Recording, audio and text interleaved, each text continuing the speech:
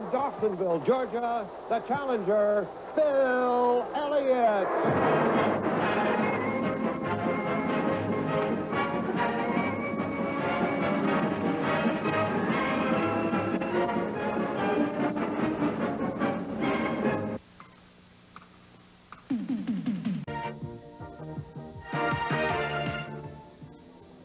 This is Darrell Waltrip. This is for all the marbles, Darrell. Man, marbles, you don't know the half of it. You can't put them marbles in the bank. I just hope that I got the best call and that everything works out good. Thanks. The man who has done for auto racing this year what Arnold Palmer has done for golf and John McEnroe for tennis. Bill Elliott. Bill, the preliminaries are over. It's the final round. You look at it with a sense of relief or with a sense of urgency? Well, I'm ready to get everything started, but still, you know, whatever happens today, it'll be over for the year, and we'll worry about next year. Hello, everyone. I'm Dave Despain. For 27 grueling rounds, they've been slugging it out. And now today, they take the bell for the final time. Darrell Waltrip is ahead on points. Bill Elliott, winner of 11 races, hopes to throw one last haymaker, a knockout punch, to win his first title fight. It's the Winston Cup Championship. We're proud to bring it to you live here on WTBS. Now, joining me pitside, or perhaps we should say ringside today, the Grand National Championship winning crew chief. His cars took the Cup a record 8 times. Dale Inman, you predicted the winner of the Atlanta Journal 500 here 2 weeks ago. Now you're really on the spot. Who's going to win the championship? Well, Dave, that is a tough one, but Darrell's got a 20-point cushion. He's got Junior Johnson on his side. Bill has not blowed an engine this year. In fact, I can't remember when he has blowed an engine, and that's a tribute to his brother Ernie. That's a toughie. Inman says it's too close to call, I guess. We've got a heavyweight team to cover the action on pit road, weighing in at 165 pounds. For Motor Week Illustrated, Jerry Garrett. Well, we're here with the pole sitter, Terry Labonte. And Terry, you want to win this race, but you got a couple of guys going for the championship. How are you going to handle that? Well, you know, we've come out here to run our own race, and you know, we're just going to run as hard as we can and try to win. And as far as Bill and Darrell goes, you know, I wish them both all the luck in the world. And but we've got to run our own race and really can't worry about them.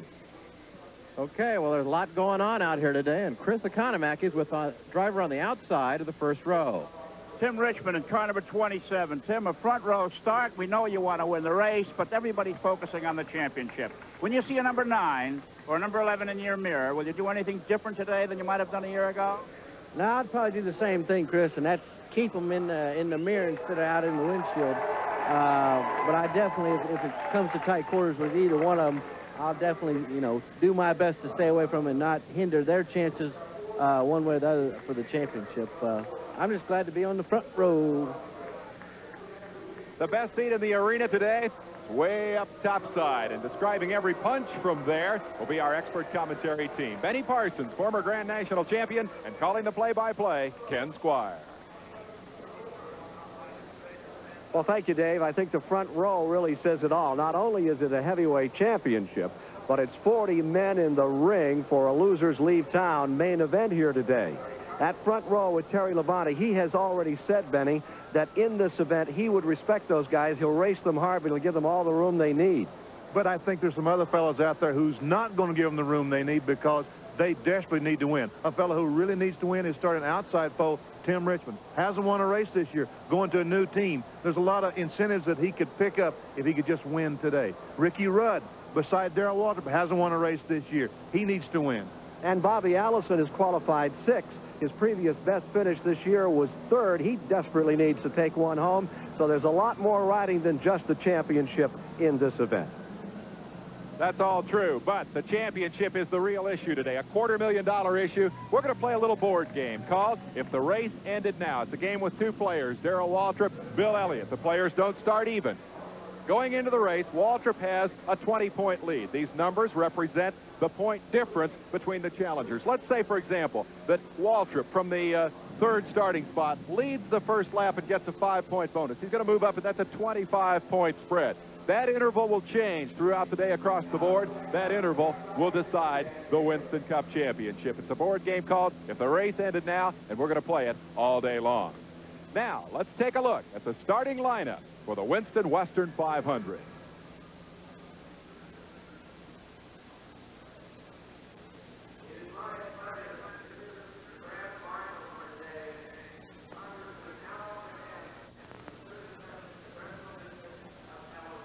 Let's, before we take a look at the starting lineup, get the command to fire these engines and get this race underway. Today and participate, and I'd like to compliment the parent company of Winston, R.J. Reynolds, for all of the things they do in the field of sports and charity. Charities take the pressure off of government to supply services, and with things like the Dinah Shore Nabisco tournament and others that the parent company participates in, they're to be congratulated for what they do to our country and to the local areas involved.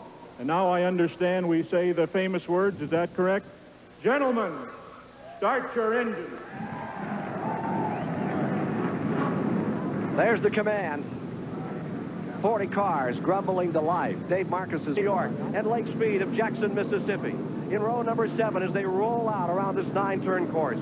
Neil Bonnet of Bessemer, Alabama, and Jim Bound of Portland, Oregon is the leading contender from the West. In the 8th row, Glenn Stewart, the rookie of the Winston West this year, and Jim Robinson, who today is in a race within a race to win the Winston West crown. In the 9th row, Herschel McGriff. He won here in the sportsman race yesterday, 58 years old, and still a leading contender. Along beside him is Ruben Garcia, a relative newcomer who's 3rd in the Western standings. In row number 10, Dave Marcus scheduled to go, number 71, and Bobby Hillen of Midland, Texas.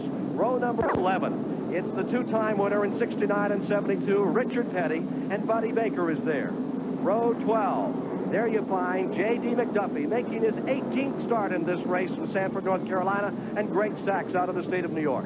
For row 13, Rusty Wallace will carry our onboard camera today, and with him comes Jimmy Means. In row 14 is Ron Esau of Lakeside, California, and Fenton, Missouri's Ken Schrader. For row 15 today, there you have Blair Alkin and Phil Parsons. Row 16 is Bill Schmidt, former Winston West champion, and alongside him, Trevor Boyce, replacing James Hilton, who had been scheduled for that car. In the 17th row, Buddy Arrington and Scott Ockrey, the famed Speedway motorcycle rider. In the 18th row, Derek Cope from the state of Washington, and Bill Osborne. Row 19 is Clark Dwyer of Colorado Springs, and Johnny Soares. Row 20 is Eddie Bierswell of San Antonio, Texas, and Bud Hickey, and Rick McRae is scheduled for Outback. Bill Elliott and Darrell Waltrip right now, Ken Squire, are sitting on pins and needles because this is a tight racetrack going in turn 1. It's going to be tough to get in there. Neither one are on the pole. Defending Rookie of the Year. That's Rusty Wallace in the Aluguard car as they come down to turn number 9 on the first of the provisional laps. They have 2 technical laps before they'll turn them loose. 57th road race in NASCAR Grand National history. And although Riverside has hosted the only races since '67, there were 8 other twisting courses on which they ran, but none really as challenging as this, Benny Parsons. There certainly is, and Riverside is one of the most demanding tracks. Let's take a look at how this course rings itself out. We're going to be talking about this racetrack all day. It's a 9-cornered racetrack. The start-finish line we see across the racetrack. The dot is turn 1. Now we're in turn 2. That's the start of the S's. The flashing red light, that's turn 2. They're downshift to 3rd gear and go through that corner. Back on the throttle, there's turn 3, a right-hander, almost wide open in 3rd gear. Turn 4 is the next little corner to the left right there. There we're in turn 5. That's the beginning of the hairpin, and right around there is turn 6. Just before turn 5, we downshift to 2nd gear. Slowest corner here. Slowest corner here. No, up there's the slowest corner. That's turn 7, the dead hairpin, 2nd gear, and come off the corner is turn 8. Can they really get very slow off that corner? Maybe down to 5. There is turn 8. Maybe down to 5,000 RPM. Negative camber there, too. Really Negative camber, very difficult to negotiate. If you get in the corner just a little bit too hard, you're off the racetrack. Down the long back straightaway. How fast? 170 miles an hour into turn 9. Downshift to 3rd gear and use all the brakes you have. Through a long, long corner. Come off turn 9 up against the outside guardrail, and at the start-finish line, you'll downshift into 4th gear. Terry Labonte sets on the pole at 116.938 miles per hour. Broke Darrell Waltrip's qualifying mark of November '83 at 116.782.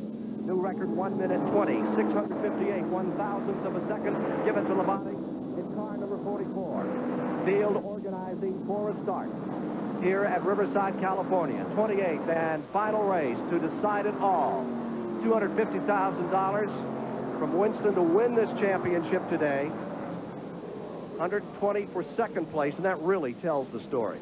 It's when, I mean, second place, that's a lot of money, $150,000, but still, there's nothing like the victory and being called Winston Cup champion all of 1986. Benny Parsons speaks from experience.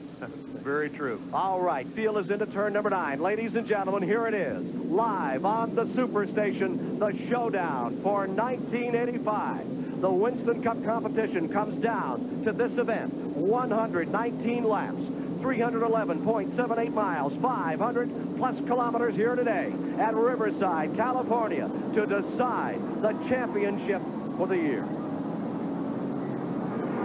Rain is out. On the break, Labonte goes in front. Richmond dropping to second. Remember that Waltrip started in third. Elliott in fifth. Here they come on the hustle. Waltrip got a pretty good start. Bill Elliott, not so good. There's 2 cars between Elliott and the lead right now. Field going up into turn number 6. Here they are. Labonte. And there you see right behind him pressing Richmond. Badly needing to pull off a victory here. Changing teams next year. Moving on to the Rick Hendrick organization. Word is that Rusty Wallace may be in the Raymond Beetle car next year. I got to get my hat off to Bobby Allison, because he saw that Bill Elliott had no place to go. He backed off, let Bill get in turn 2 ahead of him.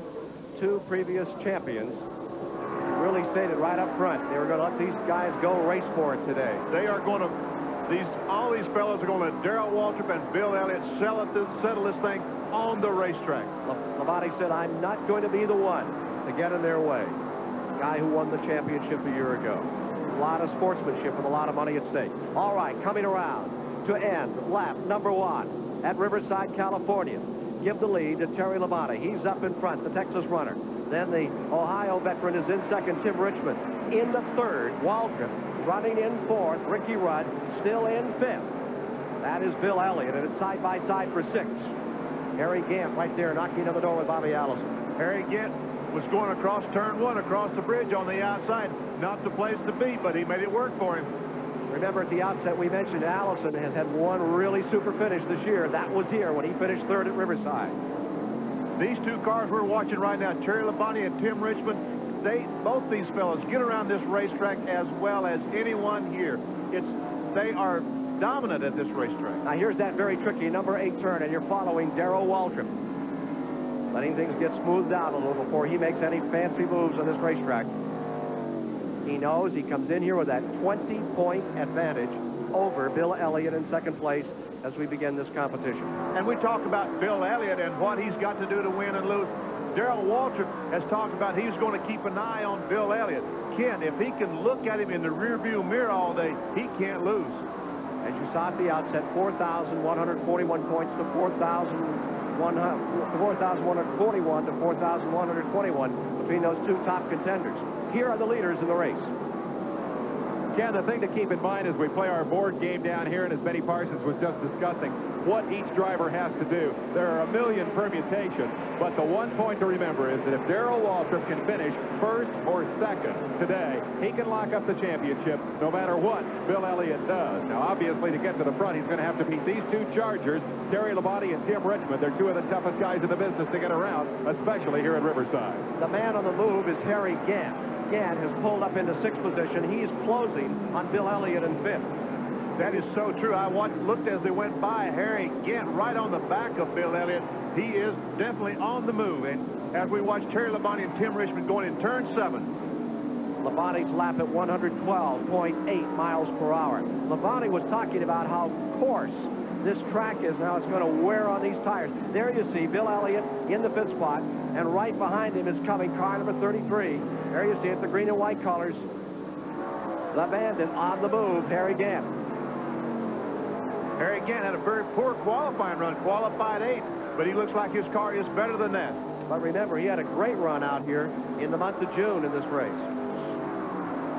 There's your leader, Terry Labonte. Labonte stays first.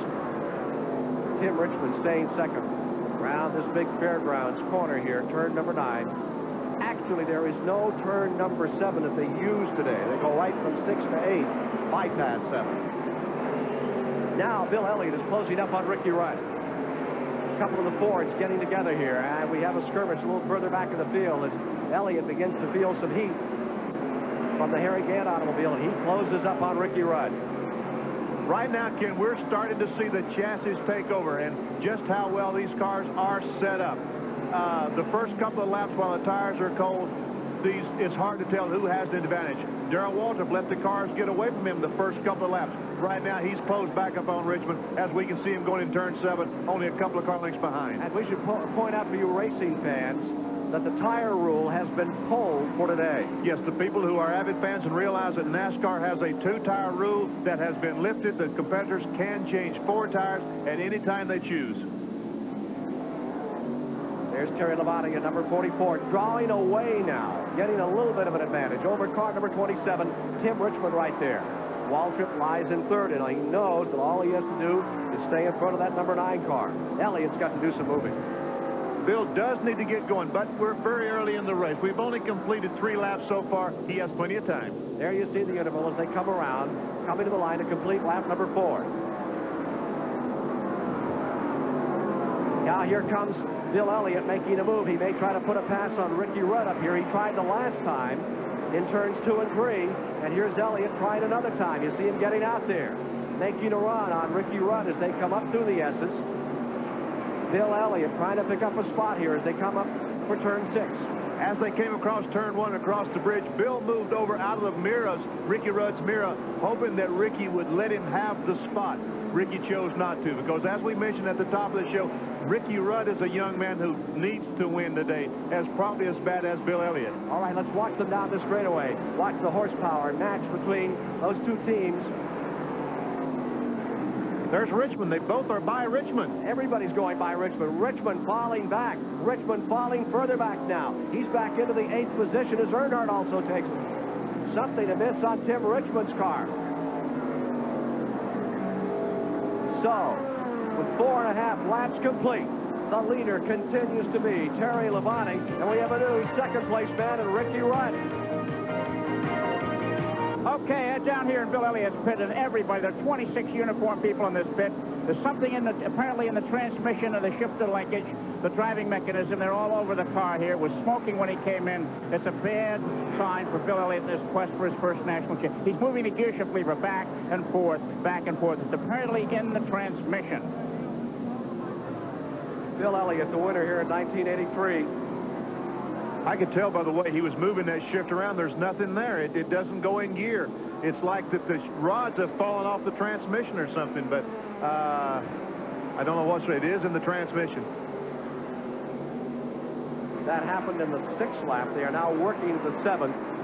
Terry Labonte continuing to lead in car number 44. Waltrip is in 2nd, and Ricky Rudd is in 3rd. Let me correct what we said earlier about Ricky Rudd. He is in 3rd. Waltrip is in 2nd. Firing car number 9 and pushing him on.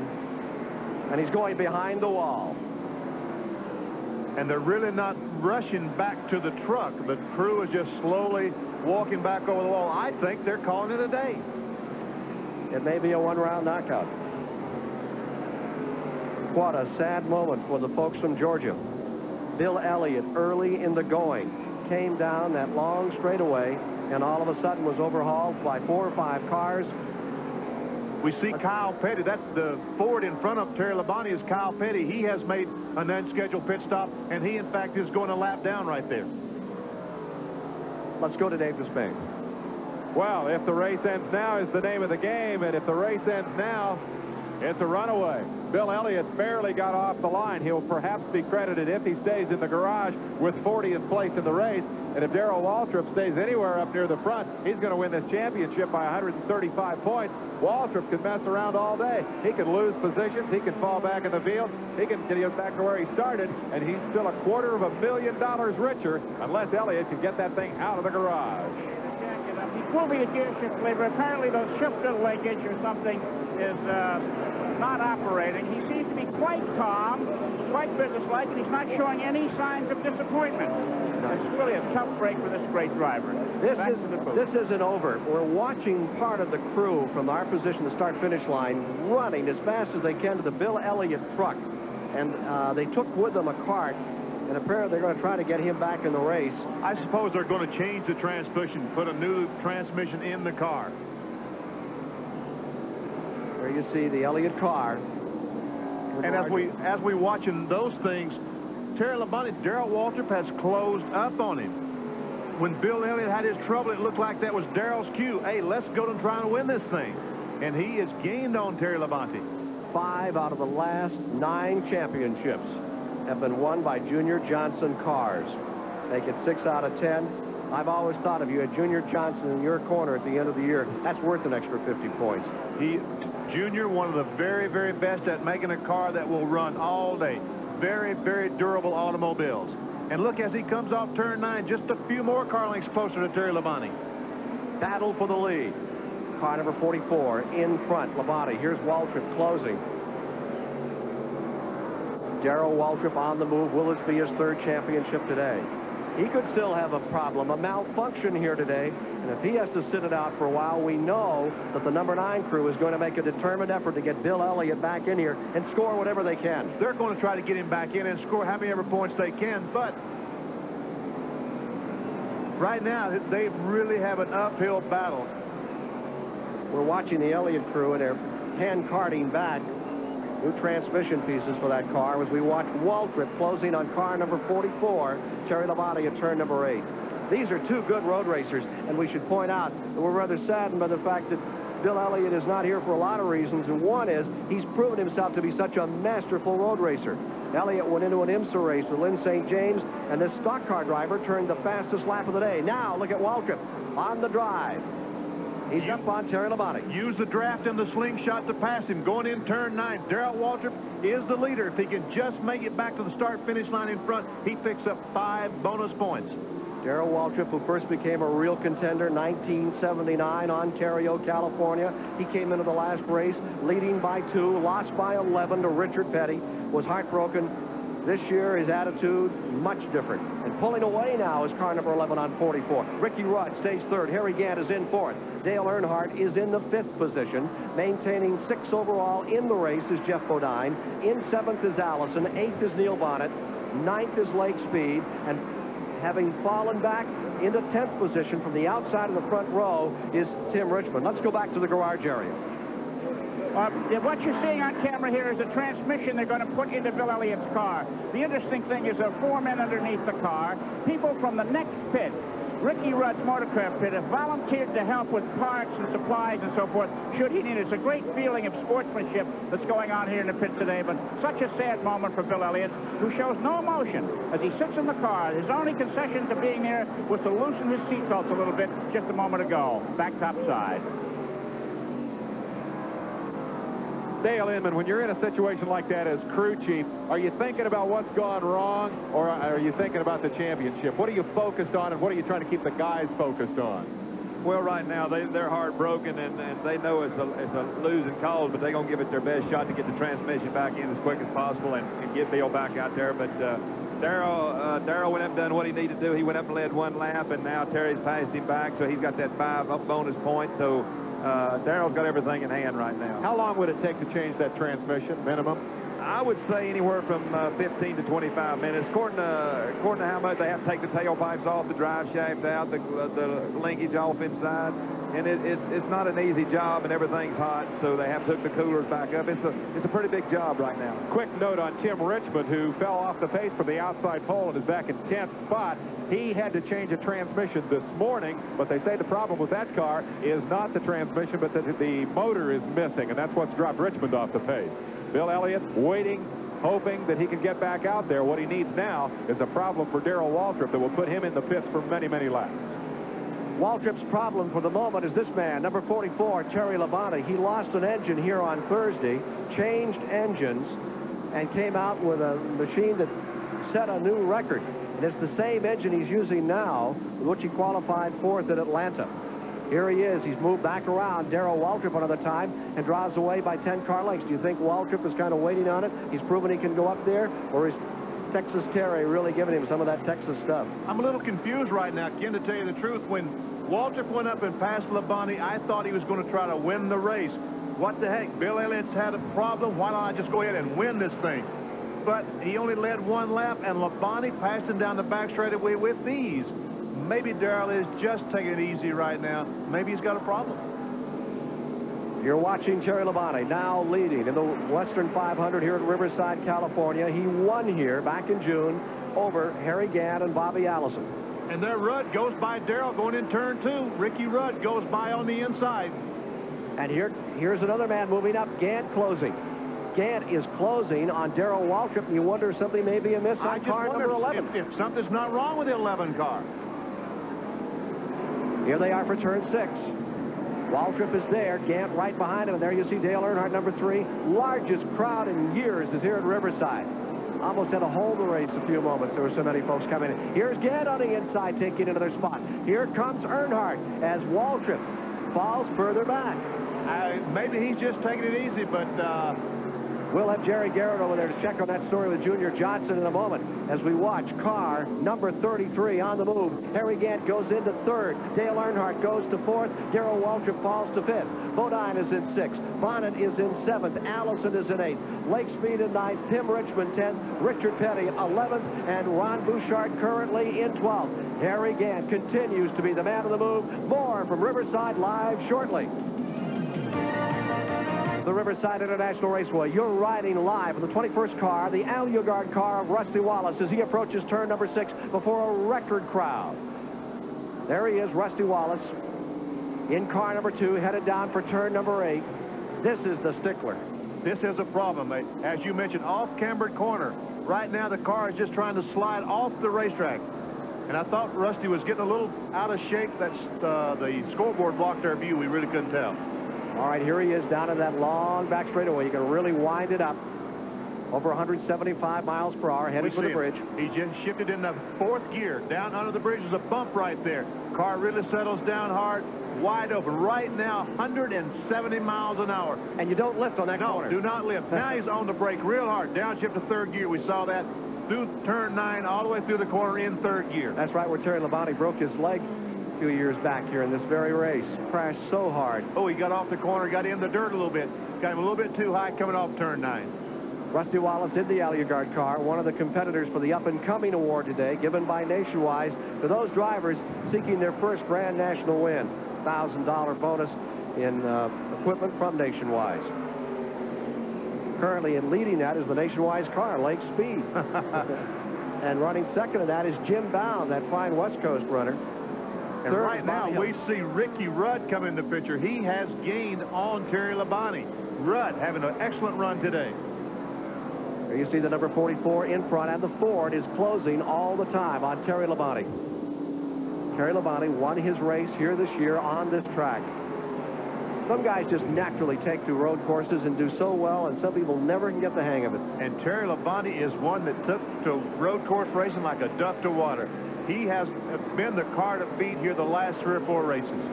Now, the lap situation, 15 down, and Terry was telling us that if you run hard on this course, the course is so coarse that it'll wear that right front tire right to the cord.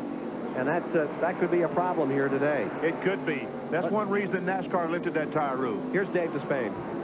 Here in the STP Pit Communications Center with Dale Inman. Dale, we saw Darrell Waltrip do a strange bit of perhaps strategy, perhaps a problem. Elliott went to the garage with a broken transmission. Darrell stands on the gas, goes right to the front, takes the lead, and then drops back to 5th. What's that all about? Well, probably Darrell's feeling is he abused the car for maybe a lap. He turned it a few more RPMs to get by Terry. He went to the front. He got the 5-point bonus, and then he said, okay, old car, you got me there. You got me the 5 points. I'm going to let you relax a few minutes. The key is the bonus points, and that's why he went up there and raced so hard. I think so. Sounds like a strategic move rather than a mechanical problem for car number 11. And he's willing to settle back about 6 positions now. I'm surprised he'd be willing to settle back that far. I am surprised as well because he looked like he was comfortable up in the front, but he is, right now, he has maintained the position that he had a few moments ago. He's not losing any ground, nor is he gaining any. Let's go to Jerry Garrett down there in Darrell Waltrip's pits. Well, Ken, we talked to Jeff Hammond, the crew chief for Darrell Waltrip. We said, is there a problem? He said, no, no problem. Took him a little while to get up to the front to get that 5 points. Now he's settling back to the pace that he wants to run in this race. Whatever it is, 5th place, 6th place, 10th place, he's just going to run that play and keep the car safe for later. Right now, Neil Bonnet continues to make his own war. He's trying to close up on Jeff Bodine at the present time. Back there in 6th spot. They're having a pretty good little tussle. There you see those leaders. There is Ricky Rudd. And now into view comes Harry Gant. Remember that he's running in 3rd. Then comes Dale Earnhardt in the 4th position. We see Labonte going by slow traffic. That hurt him a great deal. I think Rudd's going to be a few car lengths closer this time than the last lap by. Ricky Rudd so overdue. You can already see a tire mark on that blue and yellow car number 3. He's taking a little abuse out there. Well, Earnhardt had to start back in the field, and he was going to the front. He's in 4th spot right now. Great spot for him. Little moving of lines as they come down into that very fast sweep. Everything tells you to lift your foot off the throttle when you go down into that thing. It really does. And I tell you what, you've got to hit that corner, that little left-hander just right. If you don't, it hurts it affects your... Ooh, Osborne really in the way for number 44. And here comes Rudd. Rudd right behind. He might pass him. He's alongside, coming by the start-finish line. For turn 1. Now the hole opens up on the inside, and there goes Terry Labonte through. Ricky Rudd right with him. I love to watch these stock cars on a road course. Wow, really Rudd almost had the lead coming off turn 9. There's a car spun. Down here, turn 2 and 3, we've got one off in the dirt. No caution is out around the track. There goes the leaders by. There's the 44 and the 15 going by. County there. Made it through safely. That's a bad spot. They need to get that guy. Needs to get off the racetrack. He's too close to the track for comfort. Everyone is so used to seeing these cars on super speedways, half-mile tracks, 5/8. But they sure put on a show, and they let them loose on a road course. They lean on each other, as you can already see from Dale Earnhardt's car. They work hard. But NASCAR has had races on road courses since 1954. It staged its first road race for the Grand National at Linden, New Jersey Airport, 2-mile course. 43 cars started.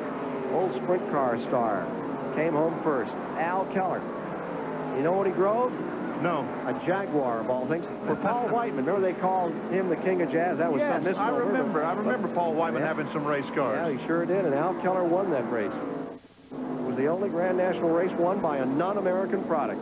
And we can see Ricky Rudd hasn't gained very much, but he certainly hasn't lost any distance. Here he's coming in the pits. Rudd is coming in the pits. The caution is out. What a tough break for Labonte.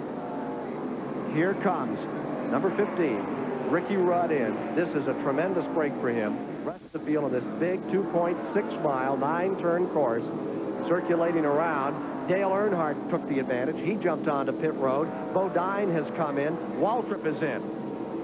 Darrell Waltrip has also come in. Richard Petty. What a tough break for Rudd, because Rudd is going to be about the 10th place car when his race gets restarted. All because of the caution flag. Field getting ready. Under caution, 4 tires all the way around. The rest of the field will be coming in. Here you see the leaders, and there's another 10 or 15 cars flocking in there now. And this makes it just a bit congested down on pit road as they're going to push off this machine that's in trouble up here in the corner. Ricky Rudd wins the race off pit road. He will be the leader when this thing goes back. Blair Aiken's car out of Lakeport, California was the car that spun and brought out the first caution of the day. We'll be back with more live action from Riverside, California after these messages. It's complete here in Riverside, California. All the cars have now come in, taken this opportunity to take on rubber and fuel at the Western 500. And let's take a look right now at what brought out the first caution of the day 2 laps ago. This was the car, the Stoke Racing Chevrolet, Blair Aiken of Lakeport, California, all by his lonesome, looping down here. Got it up on the track and came to rest down here pretty close to Thompson's Hill. The break that everyone got right there. We see the wind going towards the stands. It's not blowing the dust on where they're obscuring the visibility for the other drivers. That's a break. Let's go to Dave Despain. The $250,000 Winston Cup Championship prize is the big prize here today. Darrell Waltrip is in the driver's seat for that. But there are a lot of other ways that these guys can make money. Consider, for example, the Barclays American Run for the Money. That's a $10,000 award to the driver who leads lap 60, the midway point in the race. It looks like Ricky Rudd will be the leader when we come out of this caution flag, so right now he's the prime candidate for that. The Nationwide Award goes to the driver who has never won a Grand National Championship race and turns in the top performance here today. That's another $1,000. And there's something called the Goodies Headache Award that goes to the driver who has the biggest problem of the day. And I think we have an overwhelming candidate for that. Championship contender Bill Elliott in the garage area with a broken transmission. Ready to resume racing here in Riverside, California, which has hosted the Winston Cup Series since 1967. This is the championship of the Winston Cup. Getting ready for a start. They'll take that on the backside of the racetrack when they come around off turn 8. They do not take it to the start-finish line. I felt like Terry Labonte would be back about 10th or 15th. He got lucky in the fact he only fell back to 4th spot because of not being able to come in with the other cars. They see the light off in the pace cars. They come around to 8. They'll get set for a start with Rudd first, Earnhardt in second. And the green is out. These cars aren't racing. The pace car just simply puts the green flag out the window, and the fellows go to racing. And they come down the back straightaway 2 abreast. Waltrip is there in 3rd, Labonte in 4th, and they really stack them up. Look at Terry Labonte moving down underneath Darrell Waltrip as they head for the bridge. Side by side, down into turn number 9. It'll be Dale Earnhardt out in front, Terry Labonte into Rudd's second. off the pace. Now, Rudd is falling back as they go into turn number 9. Ricky Rudd, who desperately needs to win, is off the pace coming off turn 9. They have the pit board out. He's going in the pits. Evidently has a... No, he's not going in the pits. Here he is coming by, and he elected not to come in. You saw Gant go by him. Now Bodine. Now Neil Bonnet at number 12 scoot by in turn number 1. I think he has a flat tire. He looks like he has a right rear tire flat, but that's strictly a guess. There's Jim Bound out of Oregon going by. Ricky Rudd. Here comes Petty by on the sort out as they get this race back underway. Earnhardt goes into 1st, Waltrip into 2nd, Labonte to 3rd, Gant to 4th, and you saw Bodine pull into 5th. Average speed up to the first 20 laps was 109.738 miles per hour. Winston Western 500, a scorcher thus far. And a major surprise as Bill Elliott's car is still being attended to. Incidentally, Dave Marcus made the starting grid. On pit road, Chris Economaki has an update on the Bill Elliott story. Chris. Well, we're standing here with a part that broke on Bill Elliott's car. It's a shifter mechanism. This rod pin broke off this shaft. This rod here broke off this part here. They tell me it's an $8 item that has left Bill Elliott sitting there waiting. And rather than change the transmission, they've decided to open up the transmission that's in the car and replace this part, feeling that it would take less time than an entire transmission change. They're all here living and working in home, back topside. That piece goes in the side cover of the transmission, so it probably would be easier to take the side cover off and put that piece back in the car. Here's Dale Earnhardt out in front for the moment. This moment comes into lap number 23. Here is Ricky Rudd on pit road. Watching Earnhardt barreling up through the S's. Watching Rudd come. They're going to the right side of the car. It looks like he does have a flat tire on the right side. Tough break, but he's not going to get lapped, and if he can just get another caution flag sometime today, he'll be right back in the thick of things. Just over 11.5-second pit stop. Great work by Bud Moore and his crew. Earnhardt stays in front. Terry Labonte trying to close, and Harry Gant. I love to watch Gant on a road course. He doesn't go down. He just leans it in there and cranks it sideways. Well, he comes from Taylorsville, North Carolina, and he drives on roads worse than this every day of his life. That's right. The road racing experience he gets is from Taylorsville, North Carolina. He runs them well. All right, he's into 3rd, and he's closing up. There, your front 3. There's Bodine lying in 4th, last year's champion, yellow and white car. Dale Earnhardt staying out in front. Dale, what's your strategy in this final race of the season? I pretty much run a smooth, comfortable pace all day and try to run with the leaders. If they're going a little faster than I want to, or my car can stand, and I'm punishing my equipment, I'll maybe back off a little, but I try to stay in contention with the leaders and wait for the end of the race. The heritage of these people goes back to those days of the revenuers and the whiskey runners. And when you see these guys on a road course, you just know what great road races they've made. I tell you what, this is a great race. Those cars are very equally matched. Neil Bonnet, Harry Gant, third place, Terry Labonte second, and Dale Earnhardt in front. It's hard to tell if anyone had. I saw the right front tire come off the ground on the 33 car, the Bandit, that time. I'll tell you what's going to be exciting, Benny, is years to come as NASCAR expands this series into some road racing with perhaps 3 or 4 events a year. Next year, of course, in August, they're going to go to Watkins Glen with these cars. They raced there before, and all of them talk about how that's the school of hard knocks. You knock into everything pretty hard and finally learn how to get around these courses. Baker talks about that, Walter. Well, tires is a very big part of the automobile racing, and Jerry Garrett has a story for us, Ken. Well, Benny, just about everybody on that last caution changed 4 tires. Ricky Rudd didn't, and I guess he wishes he did change all 4 because one of the ones that they didn't change went flat. There's normally a rule that says you can only change 2 tires during a caution period, but that rule has been set aside for this race as a safety precaution because the cars can kick up so much dirt and rocks on the track. It's so easy to cut a tire. The problem is that nobody consulted the tire supplier, Goodyear, about that. And Goodyear doesn't have enough tires to service everybody in this race. So these tires here that we're looking at could become the most precious commodity in this race. They normally sell for $150 a piece. They may be selling for 3 times that along pit road later today as supplies get scarce. The old story of supply and demand. I love it. Well, reviewing now, Earnhardt first, Labonte second, Gant third, Bodine fourth, Bonnet is in fifth, Waltrip is in sixth.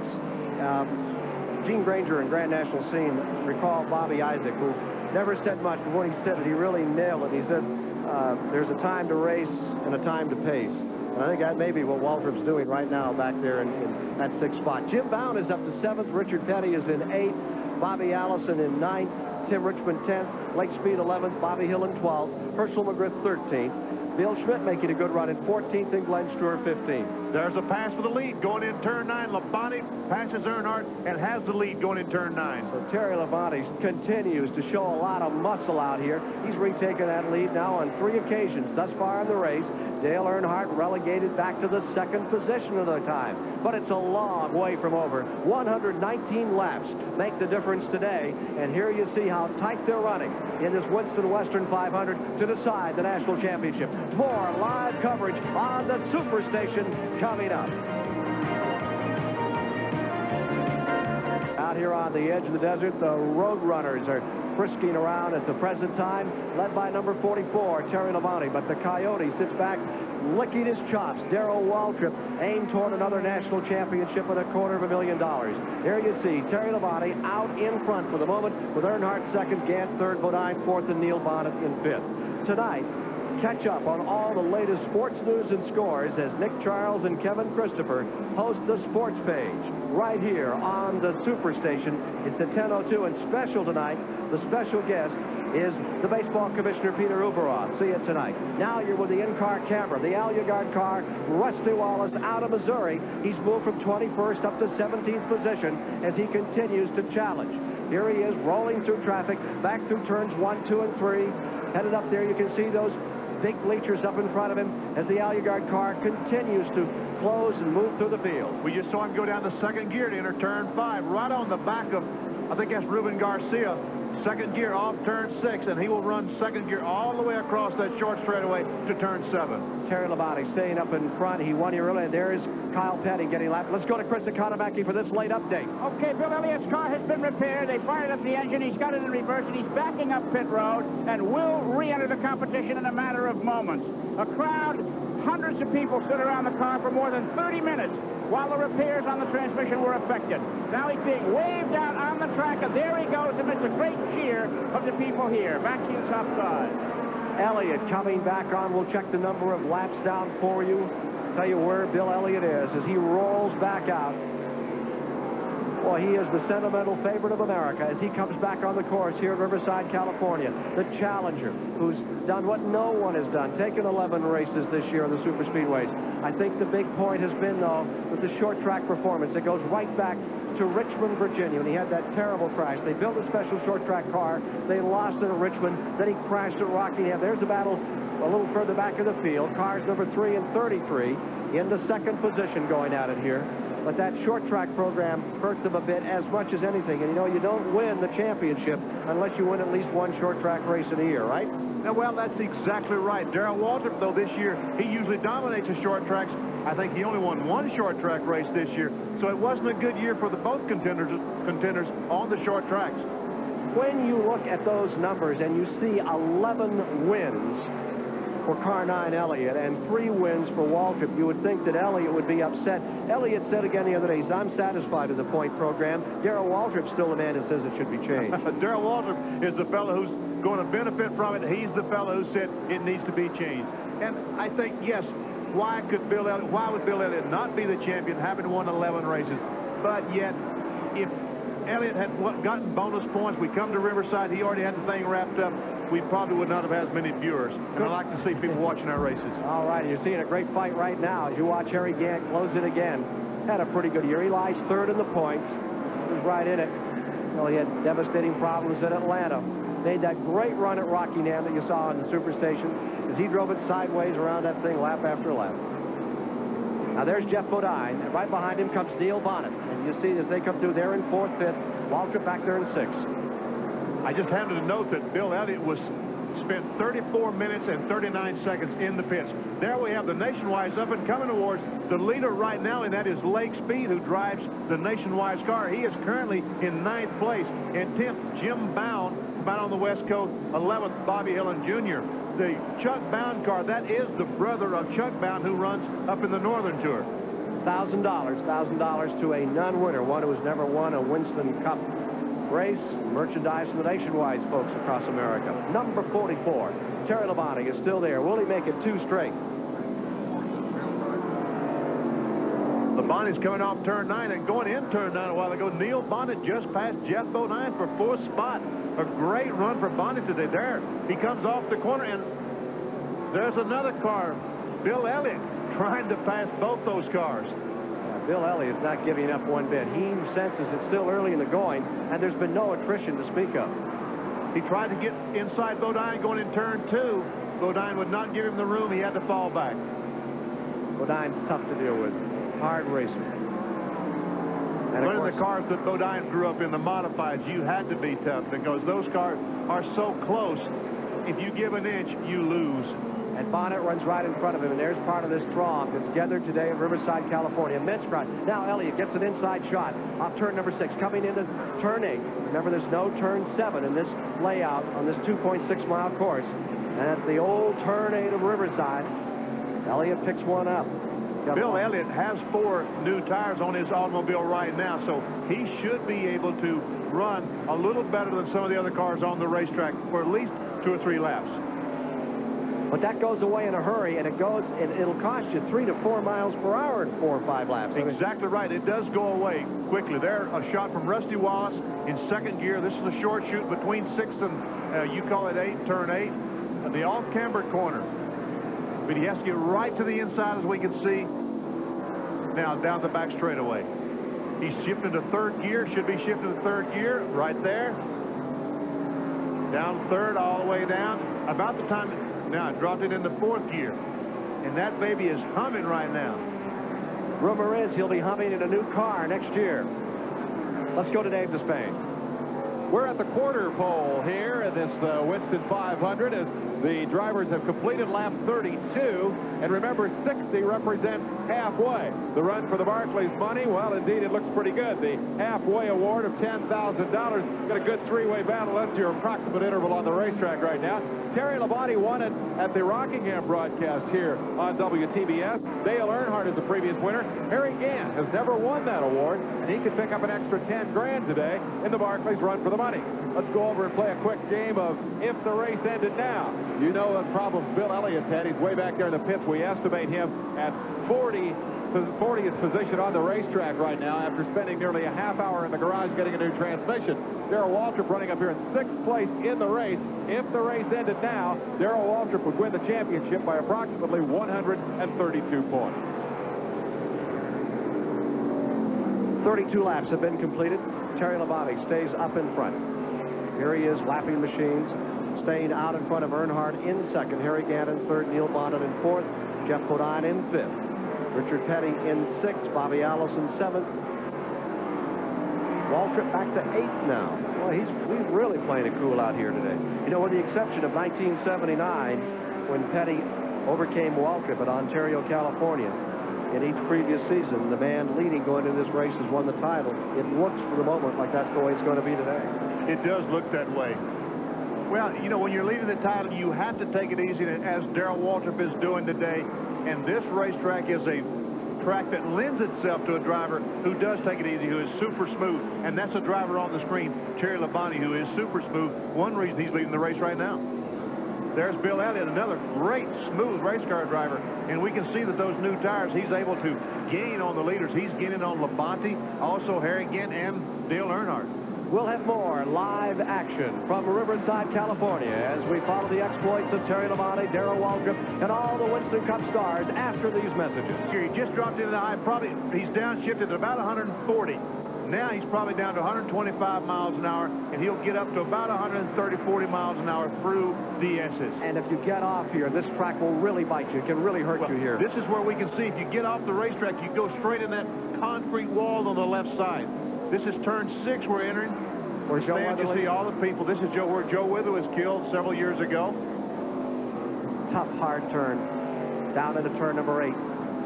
Meanwhile, Richard Petty has moved around Jeff Bodine. Here you see him in a pit, and they had an eyeball-to-eyeball stare down. They were side by side up in turns 2 and 3 a lap ago, and neither lifted. Petty won that confrontation. And Richard is right behind the 12 car of Neil Bonnet for fourth spot. Richard on the move. Look, there's Neil Bonnet right in front of him. And Richard wasn't happy about this setup. They lost the motor early. They went to another motor they didn't think was going to carry for them, and got another car spun off. Another car up at turn 6. We've got 2 cars up. That's Eddie Bierschwale's car, and J.D. McDuffie getting back going again. I don't think that's going to bring out a caution. There's J.D. back underway. This is his 17th start. There's Eddie Bierschwale's car. Let's go to Chris Economaki. Well, I'm standing here with Billy Hagan, the owner of the number 44 Piedmont Airlines team, driven by leader Terry Labonte. Terry seems to have a firm hand on things. Billy, how hard is he pushing the car? Well, with our new team concept, the team works so well that Terry doesn't have to use the full potential of the car right now. We have a little bit reserved to the occasion call for it. Telling me he's cruising? Well, it's difficult to say he's cruising when he's that far in front, but if we had to run harder, we could. Okay, there you have it. The leader firmly in charge. Back to you, Ken. Thank you, Chris. Billy Hagan, who had that national championship car. Tremendous sportsmanship on that team. There you see his car, number 44, and there's Earnhardt. Earnhardt right behind him. Where did he come from? He is flying. And Labonte must have gotten off the course someplace or gotten some oil and slowed down, because Earnhardt has gained dramatically, and also Harry Gant. Terry Labonte up in front by just about 10 car lengths. Terry Labonte went to driving school to get ready for this race. Did it help to learn to drive on this track, Terry?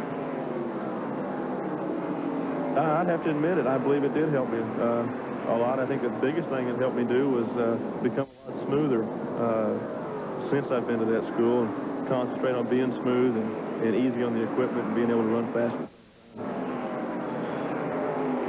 Now you're back with this battle between 12 and 43 as you were listening to the experience gained by Labonte in school. It really helped out. That battle is a beauty for 4th spot.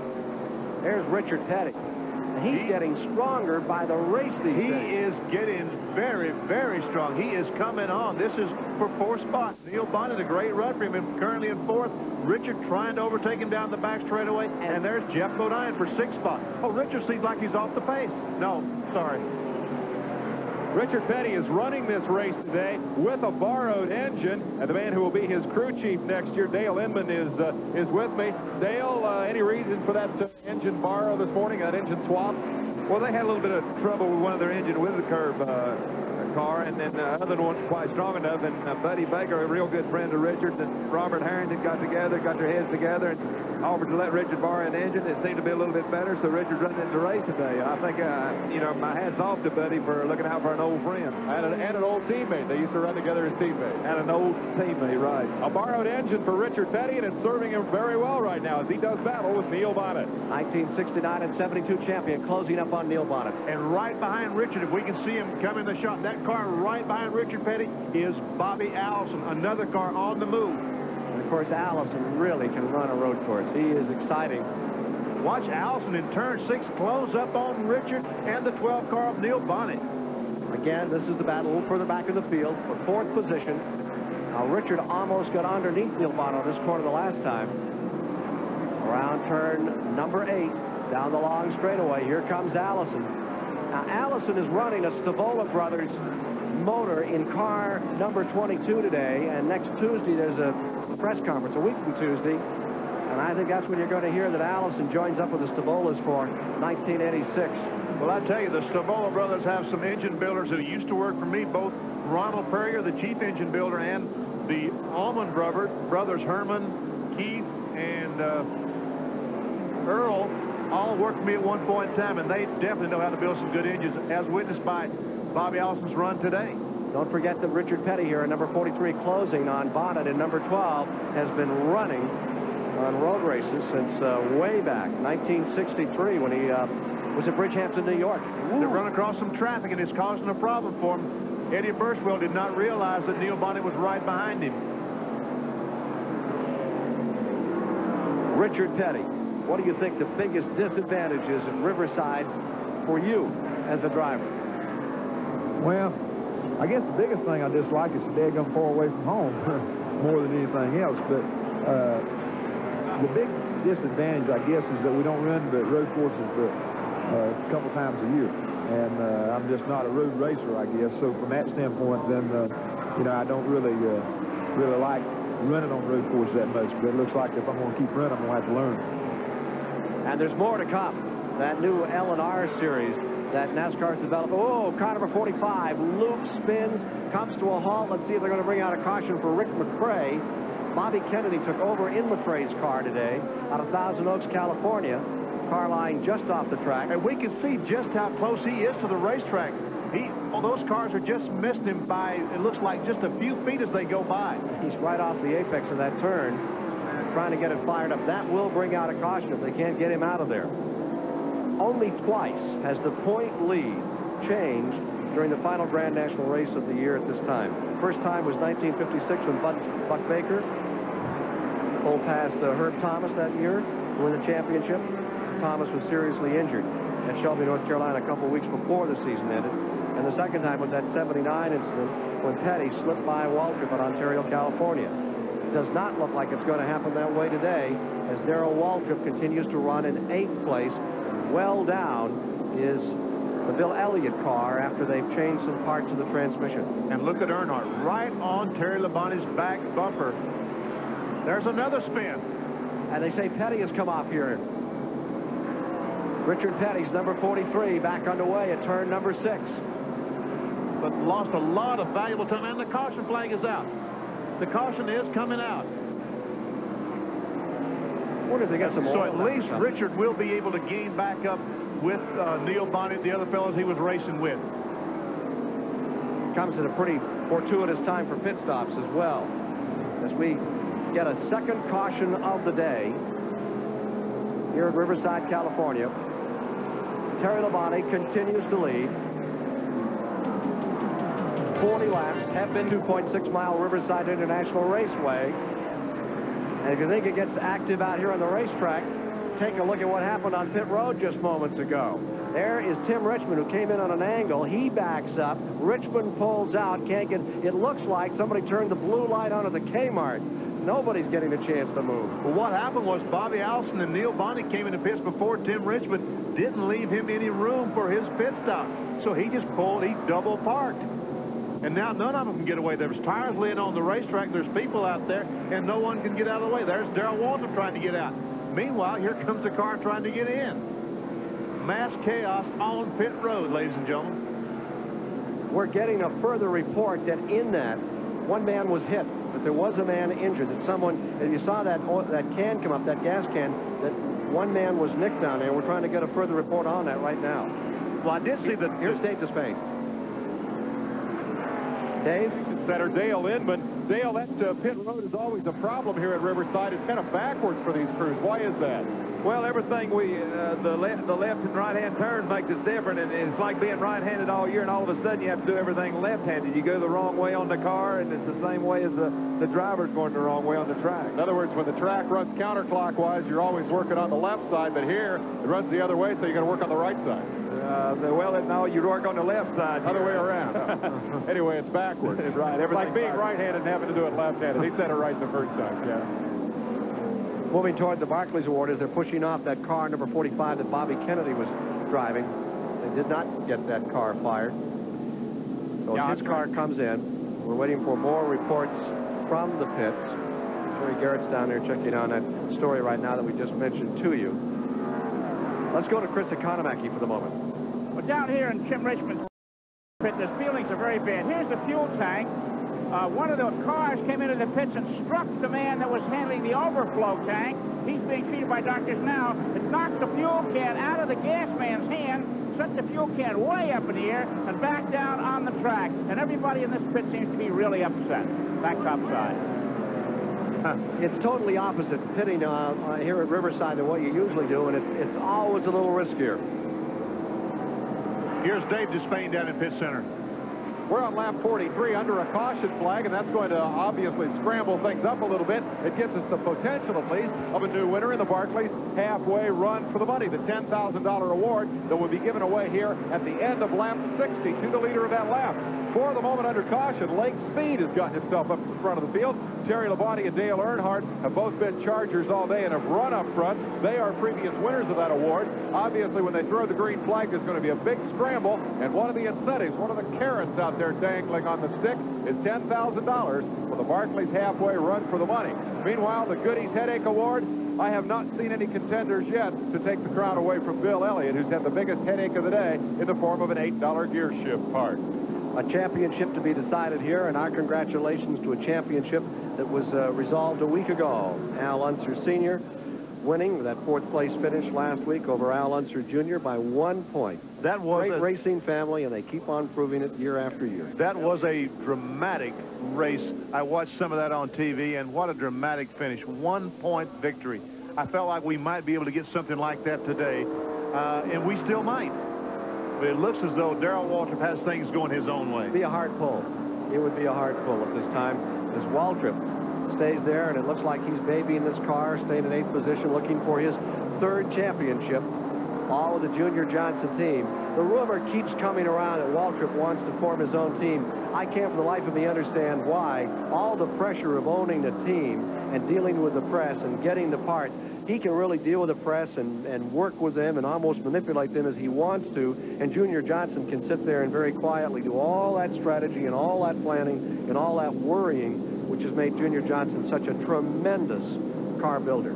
I wonder about that myself, and I've heard that Darrell wants to go in the race car ownership business, and I can hardly believe it because he, as you mentioned, he is so good. He is the best that we have with an interview. I mean, he makes great interviews. But I think Darrell Waltrip is a racer through and through. And he wants to prove to the world that not only can Darrell Waltrip drive a race car, that yes, he can own a team and run a team. Is that the Peter principle? It's Darrell Waltrip principle. Let's go to Dave Despain. We're in the STP Pit Communications Center with the gentleman with the most financial interest in the race here today. Jerry Long is the president and chief executive officer of the R.J. Reynolds Tobacco Company. You've got $250,000 for the winner of the championship. We were expecting a dogfight. Doesn't look like it's going to turn out that way. No, it's unfortunate that it may not turn out that way. It looks like right now, with Bill being down around 20 laps, but of course, like anything else, you never can tell what happened. The same unfortunate thing that happened to Bill may also happen to Darrell. And Darrell could be out there sliding in the oil, an engine could go, could also have transmission problems. But we are quite confident that it'll still end up to be a good race because Bill Elliott is running great out there right now. So Darrell has just got to keep on pushing. So I think it's going to go down. As the man said, you have to wait till when it's over, it's over. And I think this is what's going to happen in this year's Winston Cup race. Jerry, I got word we're going back to green. Hats off to Winston. It's been a great season. Thank you very much. It's been a sensational season. Ken? Indeed, it has been a sensational season. We're just back under green. Green is out, and there you see Terry Labonte in front. Dale Earnhardt right there in second. Harry Gant in third. Bodine in fourth. Richard Petty holding on. You see Bill Elliott as a lap car running with him. Richard Petty is running in fifth, and right behind him, 43 is the number 22. And that number 22 is Bobby Allison. There's Elliott's car, number 9. Gamely out here, sticking with it, trying to score whatever he can. Leaders rumbling around, turn number 9. Car number 22 may have been showing a bit of smoke. Allison's car, number 22, going up to the S's. The top of your picture there for a moment. Hey, Conor Mackey, what do you have to tell us? Okay, how many remember 1973 and the oil crisis and no gas at the gas stations? The lines a block long. Well, that's what the case is here after a pit stop, as all the crewmen bring those 11-gallon gas tanks up to the Union 76 pumps to get the racing gasoline filled up for the next round of pit stops. It's a game of waiting and patience behind the pits. Back to you, Ken. A little impatience up here in front right now, Chris, as Dale Earnhardt and Harry Gant close in on Terry Labonte another time. Boy, they are closing in bumper to bumper. Again, I was going to say that everything in Winston Cup racing is a race. We're looking at the screen right now, great race between 5 or 6 good cars. On pit road, it's a race to see who can change the tires the best. And once those gas cans are empty, it's a race to see who can get them back to the gas station to get them filled up the first. Bill Elliott takes a look at Harry Gant going in turn 9. He's running with them, but he can't run by them. And that's too bad. He really needs to be able to get anything collected here in any kind of positions and run away from them. And right in front here, as we come down by, watching Bobby Allison in the number 22 car. He puts out a lot of smoke, and there he is as he follows Richard Petty. There is definitely some smoke in the rear of that car. I'm not sure what it is. It looks like when he steps off the throttle for a moment. I'm not sure here.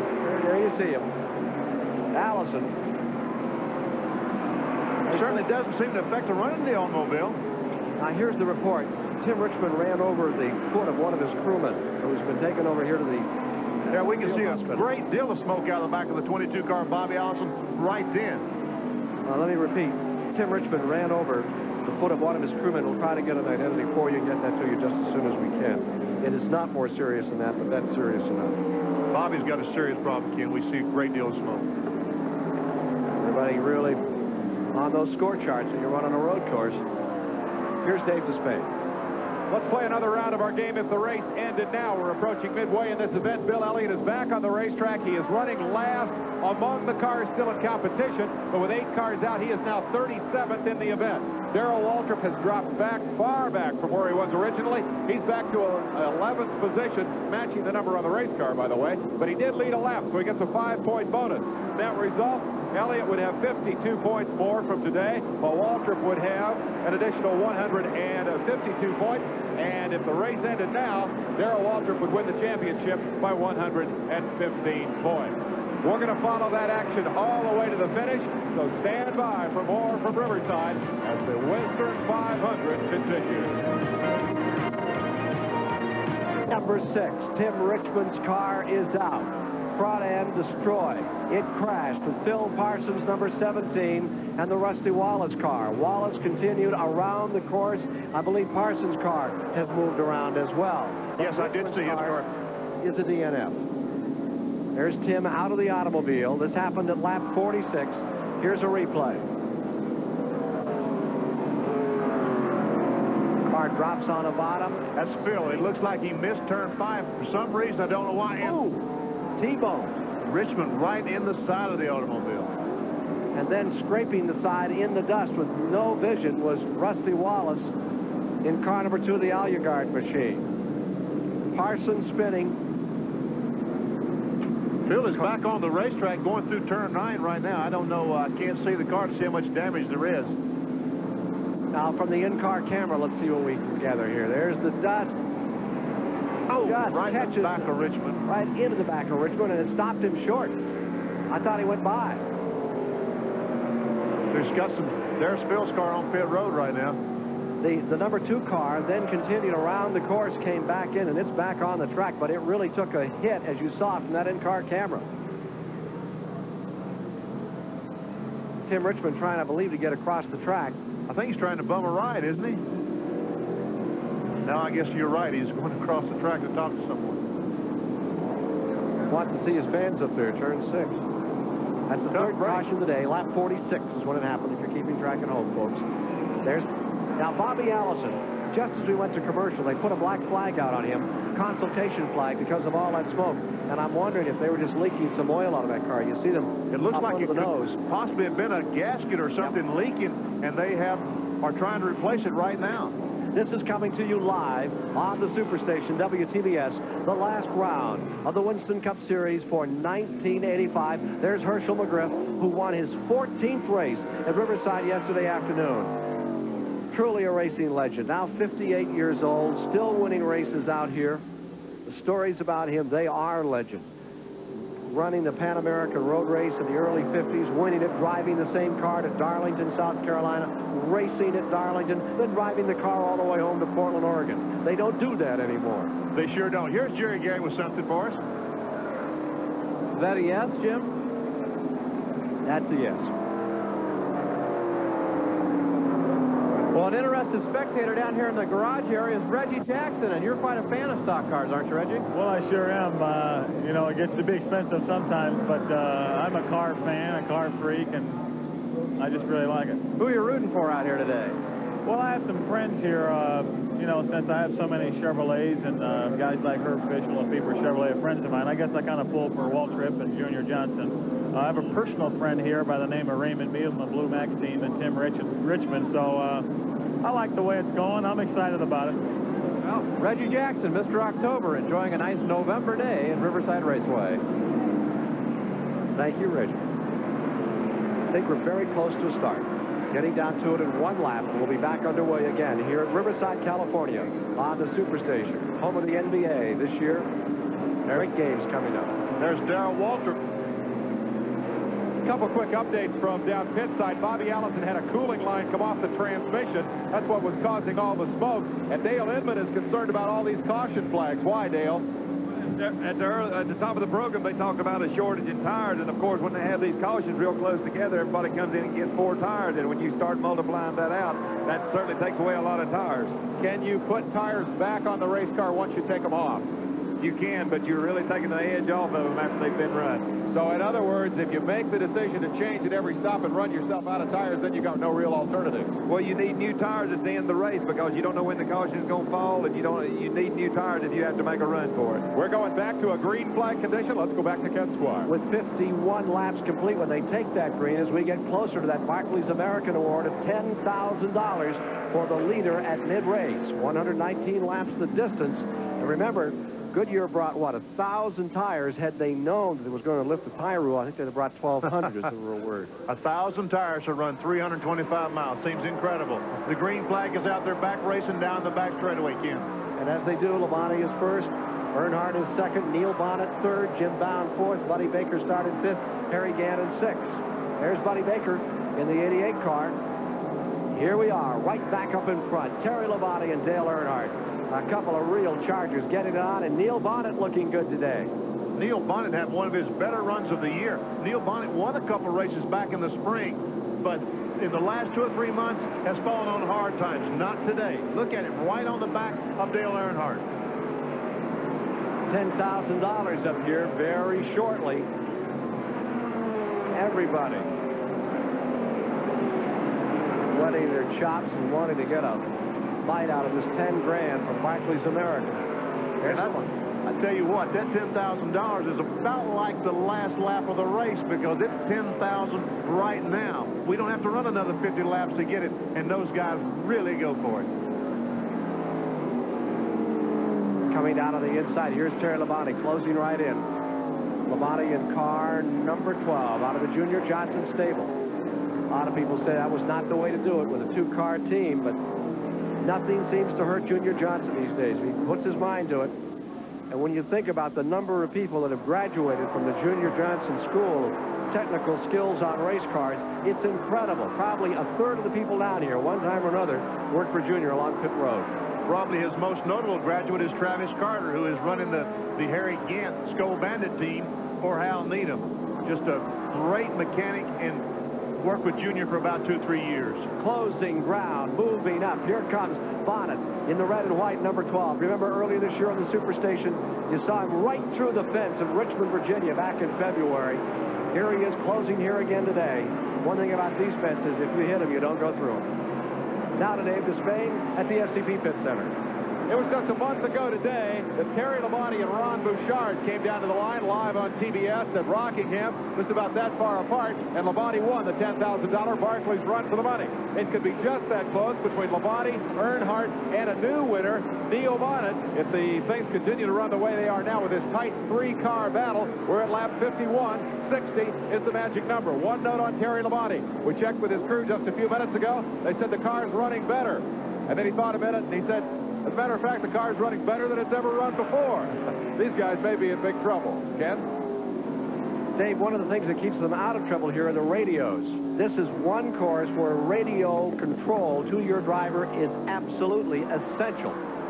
It is essential, and it's because here the cars can run out of fuel up in turn 2, turn 3. In the essence, if it runs out of fuel, he will not make it back. So if the radio goes out, you're in a lot of trouble. We see Bobby Allison still smoking. And he's out of the top 15 at the present time, and they have not been able to cure the malady in car number 22. Here's Allison, who's making a good run of it, had third here in June, has won here previously, and is a very good road racer, but he's having some problems today, as that Stavola Brothers motor has developed a problem.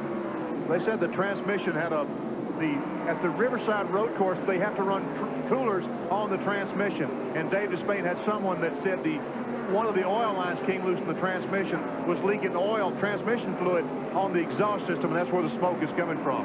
As there we see Terry Labonte, Dale Earnhardt, Neil Bonnet, Harry Gant, the first 4 cars, all bumper to bumper. Dale Earnhardt right there in that second position. Dale, what do you worry about when you're racing here in Riverside? So many things can happen here. You know, you get in trouble so easy here. So there's too many variables that come into it here. You can have a flat tire. You know, get off the course. You know, a slow car can mess you up. And traffic really bothers you racing around here. So like it wouldn't on the speedway. So you know, I think it's got more to do with more things could happen here than it could on the speedway. Dale Earnhardt has just told his crew chief on the radio, quote, "I'm pacing myself. I'm waiting for the midway lap because that's where the money is." And that lap is now 8 away. 8 laps away is that $10,000 run for Barclays American. And that's the word. Earnhardt is trying to set Labonte up and take that 10 grand. He's trying to pass him right now, as a matter of fact. Oh, he's not going to get it. Back into turn number 1. Texas Terry showing some true grit and holds on to that front running position. Bonnet lies there in third. Oh, Earnhardt gets a little sideways in turn 2. I was going to comment that following Labonte that close going in the corners is a problem because it takes your visibility away. All you can see is the car. You really don't know where the line is. Earnhardt missed it, got the car sideways. One big difference here between what we see in the super speedway runs for the halfway money is that it's a much more difficult course, a much more strategic course on which to pass. If Earnhardt's going to make that move, he can't wait and slingshot off turn 9 on the money lap. He's got to try to make that move earlier, so it's a much more strategic run for the Barclays money here. The 4th place man is Harry Gant. Remember, he was second here in June, and he's right up here in the midst of the hunt. Waltrip, meanwhile, flies back. He's in 14th position. Trouble in the pits for Bobby Allison's car still another time. Heartbreaking year for Allison. Front 3 getting down as we get close to the halfway mark, and we'll be back to show you who comes out $10,000 richer shortly here at Riverside, California in our live coverage on the Superstation. Point here in the Winston Western 500, and you're watching a real battle develop as Neil Bonnet shows some strength and moves into second place. Back comes Earnhardt. That's the battle for second. Labonte is in first. It is now Neil Bonnet in second, Dale Earnhardt in third. Harry Gant is in fourth as they near the time for a $10,000 bonus out here.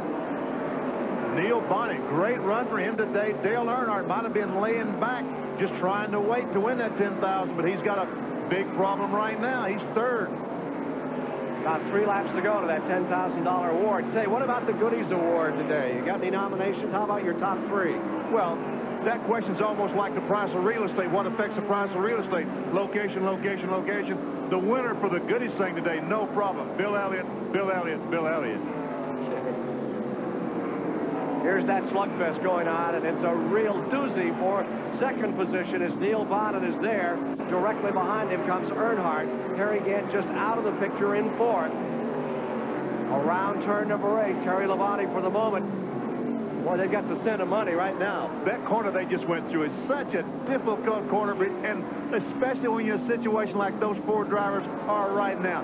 Each one of them wants to gain on the other one in that corner, and you invariably stand on the accelerator just a little bit too soon, spin the rear tires, and lose ground rather than gain it. But these guys are doing a super job getting through that corner and not becoming impatient, as sometimes you can. Dale Earnhardt, who won it at the World 600 in Charlotte, North Carolina. Neil Bonnet, car number 12, he won a $10,000 bonus when he led at the halfway point in Pocono, Pennsylvania. Terry Labonte won it at Rockingham. Pretty cushiony money to pick up for a halfway point in a race, and Terry Labonte's trying to draw away.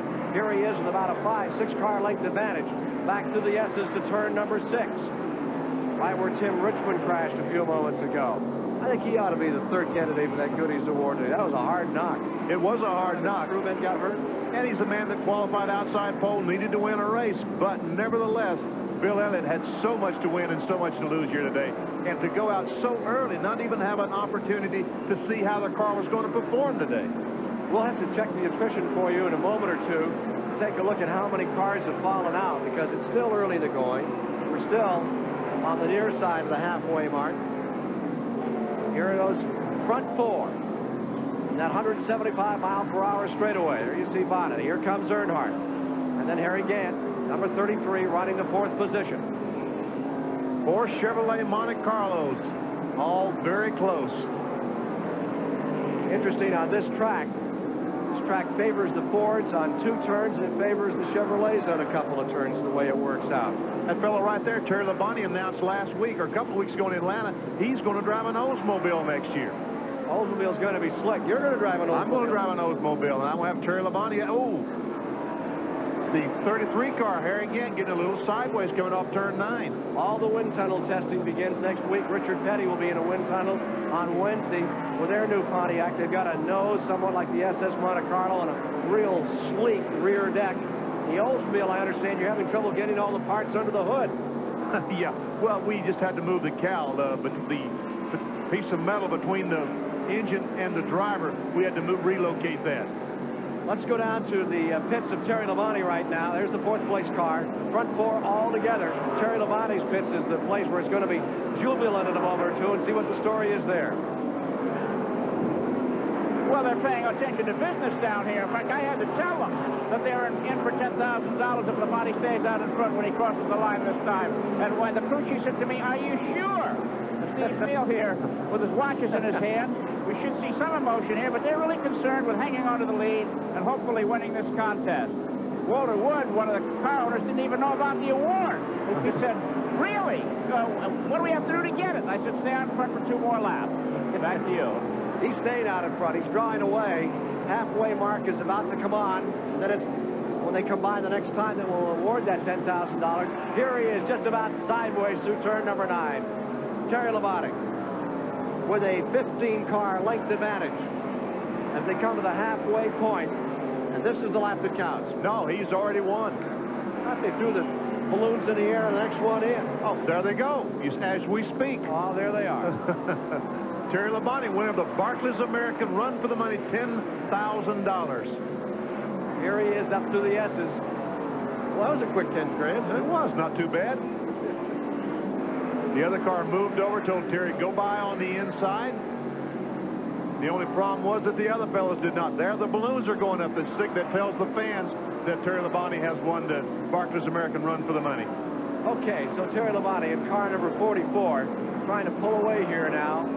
Going after it. Whoa, Neil Bonnet sideways for a moment. That's the corner I was talking about just a moment ago. When you try, it becomes so hard to get off that corner without spinning the rear tires and getting the car sideways.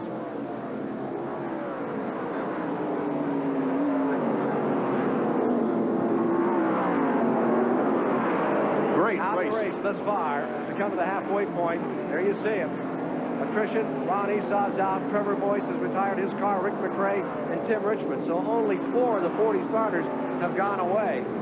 Should something happen to a guy like Darrell Waltrip before this is over, the attrition continue to develop through the afternoon, it could give a mathematical chance to Bill Elliott, but it's a big mathematical chance. Harry Gant in car number 33 just rolls around Dale Earnhardt for 3rd spot. And we'll have more live coverage from Riverside, California on the Superstation after these words. Superstation from Riverside, California. Richard Petty just spotted turn number 9. There was no caution. He pitted quickly, came back on the course. Here's Ricky Rudd's number 15, just still making a stout showing today. He's up to 5th place. And he had that unscheduled pit stop way 30, 40 laps ago. Had to go clear to the back of the pack. He's back up to 5th spot. Battle in front. There he is. Terry Labonte, number 44, has gone away a bit. But in 2nd place, it's car number 12, Neil Bonnet, being challenged by the green and white livery of this bandit. Number 33, Gant, closing all the time. And right with him comes Dale Earnhardt. Gant moving up to squabble for 2nd position here. Harry Gant just off for a moment, coming into that long straightaway. It'll be Neil Bonnet in the 2nd spot, and roosting right on the rear bumper is car number 33. Road racing for the Winston Cup stars of NASCAR. Riverside, California, final race of the season, this $20 million series. We talked earlier about Bobby Isaac. Isaac had a great line about racing here for the first time. He said, I was off the course and in the woods so often the animals were beginning to recognize me. I tell you what, you take some of the true oval track racers from back on the East Coast, and when they come out to Riverside for the first time, you know, I was a half-mile, quarter-mile type of race car driver when I first came to Riverside, and I knocked the wall down up in the Essex in turn 3, could not the gap, navigate the corner, backed it in the fence, and knocked the rear end off of it. Here's number 33. It's the school of hard knocks. To knock on any wall here, any corner. And Harry Gant is once again closing, trying to move in on car number 12, Neil Bonnet. What a skirmish we have for 2nd place. It could change right here at this turn number 6. Look at Earnhardt. Right, oh, do you see the rear right front come off the ground on Earnhardt's car? That's a great shot from our cameraman up there. Here they are down for turn number 8. Bonnet has that 2nd spot. Here's Handsome Harry chasing him down. And right after him, slithering through the corner, comes Dale Earnhardt. The problem is that these fellows are racing each other so hard, Terry Labonte is getting away from them. And Labonte has no one to race with. He can take a nice, smooth, easy lap and gain on these other 3 cars. Back to 175 miles per hour, long straightaway. Here they come for turn 9. And let's see if Gant can do anything with Neil Bonnet right here. Closes in, moves in. Pulls up on him, comes down to within a car length here, continues to inch through. He had him off this corner once and lost him. He's there, he slides just a little. Back to the line, Gant puts the foot down, moves in on turn 1, has the line. He has a line. He's going to run out of it right here, however, if he can't get by. Harry Gant is on his way. He's got the spot. What a great move by Bonnet. What a great gesture for Bonnet, because he could have tried Harry for that spot, and if they go in the corner side by side, the chances are both of them are going to crash. There's a slow car, Clark Wire in front. They find their way through. Harry Gant. And look who's right behind those 3 cars. Bill Elliott's Coors Mellon Ford. Here he comes, and Ricky Rudd is there, right behind that Bill Elliott car. An exciting race in Riverside, California. There's been action all over the country, and let's now get ready to go to Bob Barsham. He's standing by with a report on other racing news this weekend at the GM Goodwrench Motor Week News Center. Here's Bob. Have been completed, 52 to go here at Riverside, California. The man that set on the pole, Terry Labonte. Outside pole, Tim Richmond. As it now stands, Terry Labonte, past the halfway point, is still in front. Harry Gann is in second. Neil Bonnet in third. Dale Earnhardt fourth. Ricky Rudd fifth. Jim Bound is sixth. Jeff Bodine is seventh. Eighth is Buddy Baker. Ninth is Lake Speed. 10th is Darrell Waltrip. 11th is Hillen. 12th Bouchard. 13th Ruben Garcia. 14th is Wesley Wallace. 15th is Jim Robinson. 15th Glenn Stewart. 16th Herschel McGriff. 17th Scott Octree. 18th Phil Parsons. And Derek Cope is in 20th. The major story thus far in the race. In the very early laps, before lap 10 had been registered, transmission problems on Bill Elliott. That put him into the pits for many laps. He's way, way back outside the top 20 standings. Darrell Waltrip went out in front, led just a lap, took the 5 bonus points, and then has been willing to play it relatively cool from here on in. Again, we now have some 67 laps scribbled into the record book, and they both, for the most part, have been all Terry Labonte's. Bill Elliott lost 24 laps. 24 laps repairing the transmission. Darrell Waltrip right now 10th place. Darrell is simply cruising, trying to keep his car alive, because if he can keep it alive, he is the champion. And that man right behind him, number 8, is Bobby Hillen. He is in the 11th position. Waltrip is in 10th, and Bobby Hillen is in 11th. Let's see if he's willing to give that position away. Championship at stake. $250,000 bonus from R.J. Reynolds. They say the championship, with all the residuals they get these days, is worth about $1 million, some different than when you won it back in the early 70s. In 1973, I won the Winston Cup Championship, and it was worth about $80,000. That's about, what, 4th or 5th place the way they give money away this year. Darrell Waltrip, to what do you attribute your road racing ability, sir? On-the-job training. It's been tough, too. I've hit everything you can hit out here. I've hit every wall, every dirt bank. I've been off everywhere you can go off. I'd have to think that I was probably one of the most spectacular drivers to ever come here in the beginning. And it seems to work out very well now. I enjoy racing here. I think it's fun. I just think about being out in the country somewhere and just having a good time in my old 57 Chevy like I used to do. Oh, yeah. Darrell Waltrip's first major league victory was back in 1972. Guy in number 11. And that's a great story. United States Auto Club then had a stock car circuit. They went to his second hometown. Owensboro is really his hometown, but he was at Nashville, where he had a fair reputation. And the USAC regulars saw no problem letting this local kid just come in and race even without a USAC license. And the local kid went out and blew their doors off. I think they had to buy a license after that. Let's go to Jerry Garrett down on pit road. Well, Benny, we've been talking to Junior Johnson. Of course, he's Darrell Waltrip's car owner, and asking if everything's okay. And he says everything's humming along sweetly in that number 11, even though it's in 10th spot. One thing we noticed down here in the pits is this is a veritable auto parts store. They've got everything they need down here in case they have a problem. And one of the telling aspects, here's a transmission. When Bill Elliott had transmission problems, their transmission was back in the truck. Junior Johnson's got here standing by right here if they need it. You say they could get 50 points worth of working for Junior Johnson, and that's what they've been getting. That's what they have here. I rode down in the elevator this morning with Mrs. Johnson, and we got down to the next floor down and onto the elevator.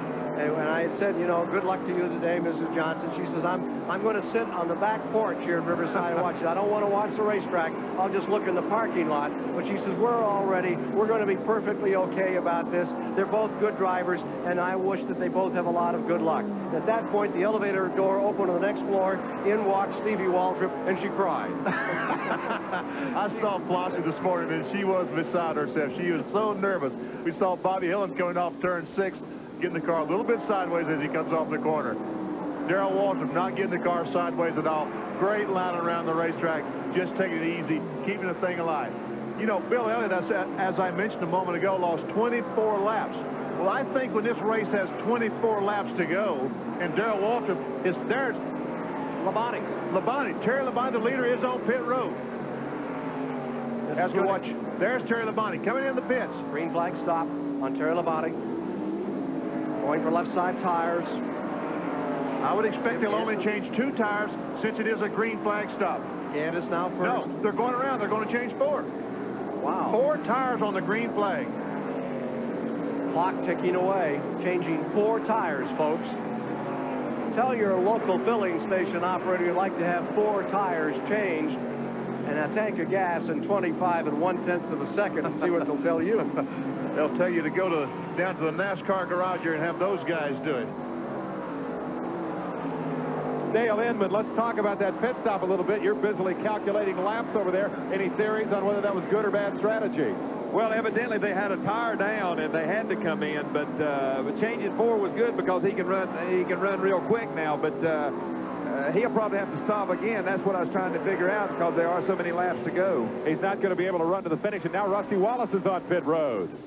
And he came in a hurry, and it looked like he'd been beaten up again. A great deal of smoke coming out of the back of the oligarch Pontiac. It looks like Rusty have very, very serious problems.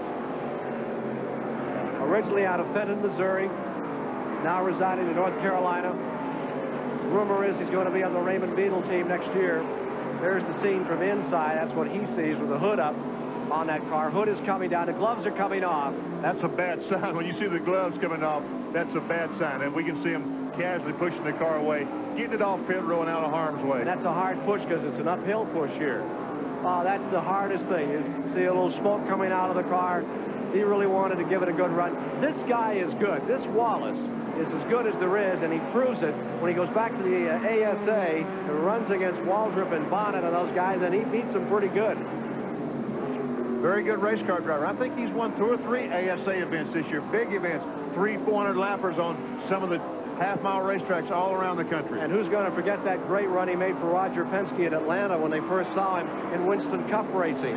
He really gave that car a ride. Rusty Wallace apparently out of it for today. Crew rolling him back. Meanwhile, up in front, Gant is first, Bonnet is second, Dale Earnhardt third, Ricky Rudd is in fourth. The drivers' meeting this morning, Dick Beatty had an interesting thing to tell all those drivers about this champ. Oh, Harry Gant is spinning in turn 9. Bill Elliott's right. Bill gets by. Looked like, I'm not sure if that was tire smoke or motor smoke. No, that was tire smoke. The car is running. Away. He's going away. He's pulling away. No caution. I don't believe this. Just went flat into the car, went away, and now Neil Bonnet's your leader. Earnhardt comes to second. Ricky Rudd up to third. Let's see if he'll pit. He may just cut a tire down here. Still wobbles a little. He's trapped, can't get in. There's car number 5 on the inside. Moving up through what has been the 6th place man, now the 5th place man, Jeff Bodine. Rick Hendrick's car. Let's look in replay at the leader, Harry Gant, at turn 9. He goes in the corner just like he's been going in the corner, but the car just goes away. I don't know if he has a flat tire or Harry just lost it. He was a little bit too high. And so there goes Bill Elliott. You know, you talk about compounding your problems. Can you imagine after having a transmission problem, had he collided with Harry Gant? Harry Gant still on the course. And we'll be back with more live action in the season finale here on the Superstation, live after these messages. National Raceway, the race for the Winston Cup Championship. And when last we played our game of If the Race Ended Now, we had Darrell Waltrip in front of Bill Elliott. Hard luck, Bill Elliott, today by 115 points. There's been a little seesawing here, not between the 2 cars, but in terms of Waltrip's position. He fell all the way back to 14th spot at one time in the race. That would have given him a 91-point cushion over Elliott. Now he's picked up the tempo. He's back up into 10th spot, and he leads by 105. And that would be the margin if the race ended right now over Bill Elliott. Elliott's problem is he's 24 laps down. The only way he can pick up positions from 37th, where he's running now, is by people falling out of the race. He lost too many laps to make a real challenge on Darrell Waltrip, unless Waltrip has a tremendous amount of trouble, and that can happen fast here in Riverside. Also here today, we're contesting the Nationwide event, and we're going to be talking more about who the contenders are for the day. As far as hard luck, I don't think anybody can challenge Bill Elliott here this afternoon. We've got Neil Bonnet on pit road. Neil Bonnet is in car number 12. They anticipated a possible problem with that car because he missed a shift early in the day, or early in the running, in that battle that he was just having with Dale Earnhardt and Terry Labonte. Over-revved the engine. They thought there was a possibility that might cause a later problem. That was a tire stop. Now let's look at that nationwide situation for drivers who have never won a Grand National race but are having the best performance here today. We have a $1,000 award for the driver who comes home today in that situation. And believe me, it is a hotly contested event. The guys who have never won a race before obviously want to take that checkered flag for that primary reason. But for those who don't, the best performer will pick up $1,000 worth of goodies from Nationwide. We're going to have to take a look at those standings a little later on. Right now, we've got a battle going on out there. And Ricky Rudd has suddenly, or once again, we should say, emerged as a factor here with the pit stops. Rudd has taken over the lead in the Western 500. Ken? Neil Bonnet pitting, and just as before he came into the pits, this car number 15 has gone by. Now we should see Rudd come in right here. Indeed, that's the case. Rudd is going to pit. We'll have had all the leaders in except Bodine. This should bring Bodine into first place, bring Gant back up into second, and move Waltrip into third. And here comes Gant. Gant is coming in the pits as well. Harry Gant is in. There's the tire change. That Budmore crew, they sparkle on pit road. He really marshals that team around. 4 tires for Ricky. Dale Earnhardt, as far as I think, the only competitor who has not changed 4 tires. He only changed 2. The report is that the man injured in the 27 incident, as we're watching Harry Gant here, was Conrad Manning, who was hit by the 27 car, the gas man, and he may have a broken arm. That's too bad. A late story on what we saw happen on pit road with car number 27, where they had that massive pit stop. Harry Gant is back underway. Neil Bonnet's number 12. Jeff Bodine's number 5, Waltrip, Earnhardt in 4th, Terry Labonte 5th at the present time. A few moments ago, you started to tell us about what Dick Beatty told those drivers this morning concerning the battle between Elliott and Waltrip. In the drivers' meeting today, before each and every race, NASCAR has a drivers' meeting, and they go over the rules and the rules that pertain to this racetrack. In the drivers' meeting, Dick Beatty said to the other competitors, I'm telling you, if you hit one of those cars, 9 or 11, you better go find that other one and hit him as well, because I ain't going to have you hit just one of them. There better be a ding in any fender that matches the other one. That's right. Darrell Waltrip and Bobby Hillin still going at it in turn 9. No, that's Earnhardt. Darrell Waltrip is the leader of the race right now. I think Bodine is still the leader, yes. Bodine is in first, and we should have Waltrip, I believe, in second now, but he may be getting ready to come. He's coming in the pits. Darrell Waltrip in the pits.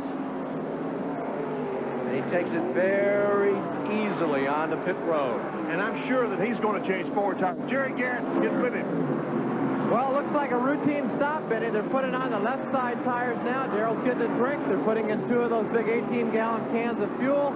They're coming around looking at the right side, but they're not going to change the right side. Just 2 tires. That's different from the rest of the leaders. Here he comes back on the track. Darrell Waltrip asked Waltrip earlier if tire wear was going to be critical if he had to run hard today. Here in this race last year, we ran away from the field. I mean, we had a pretty big lead on everybody, and we made our first routine pit stop and didn't change tires. The next time we had to stop because our tires.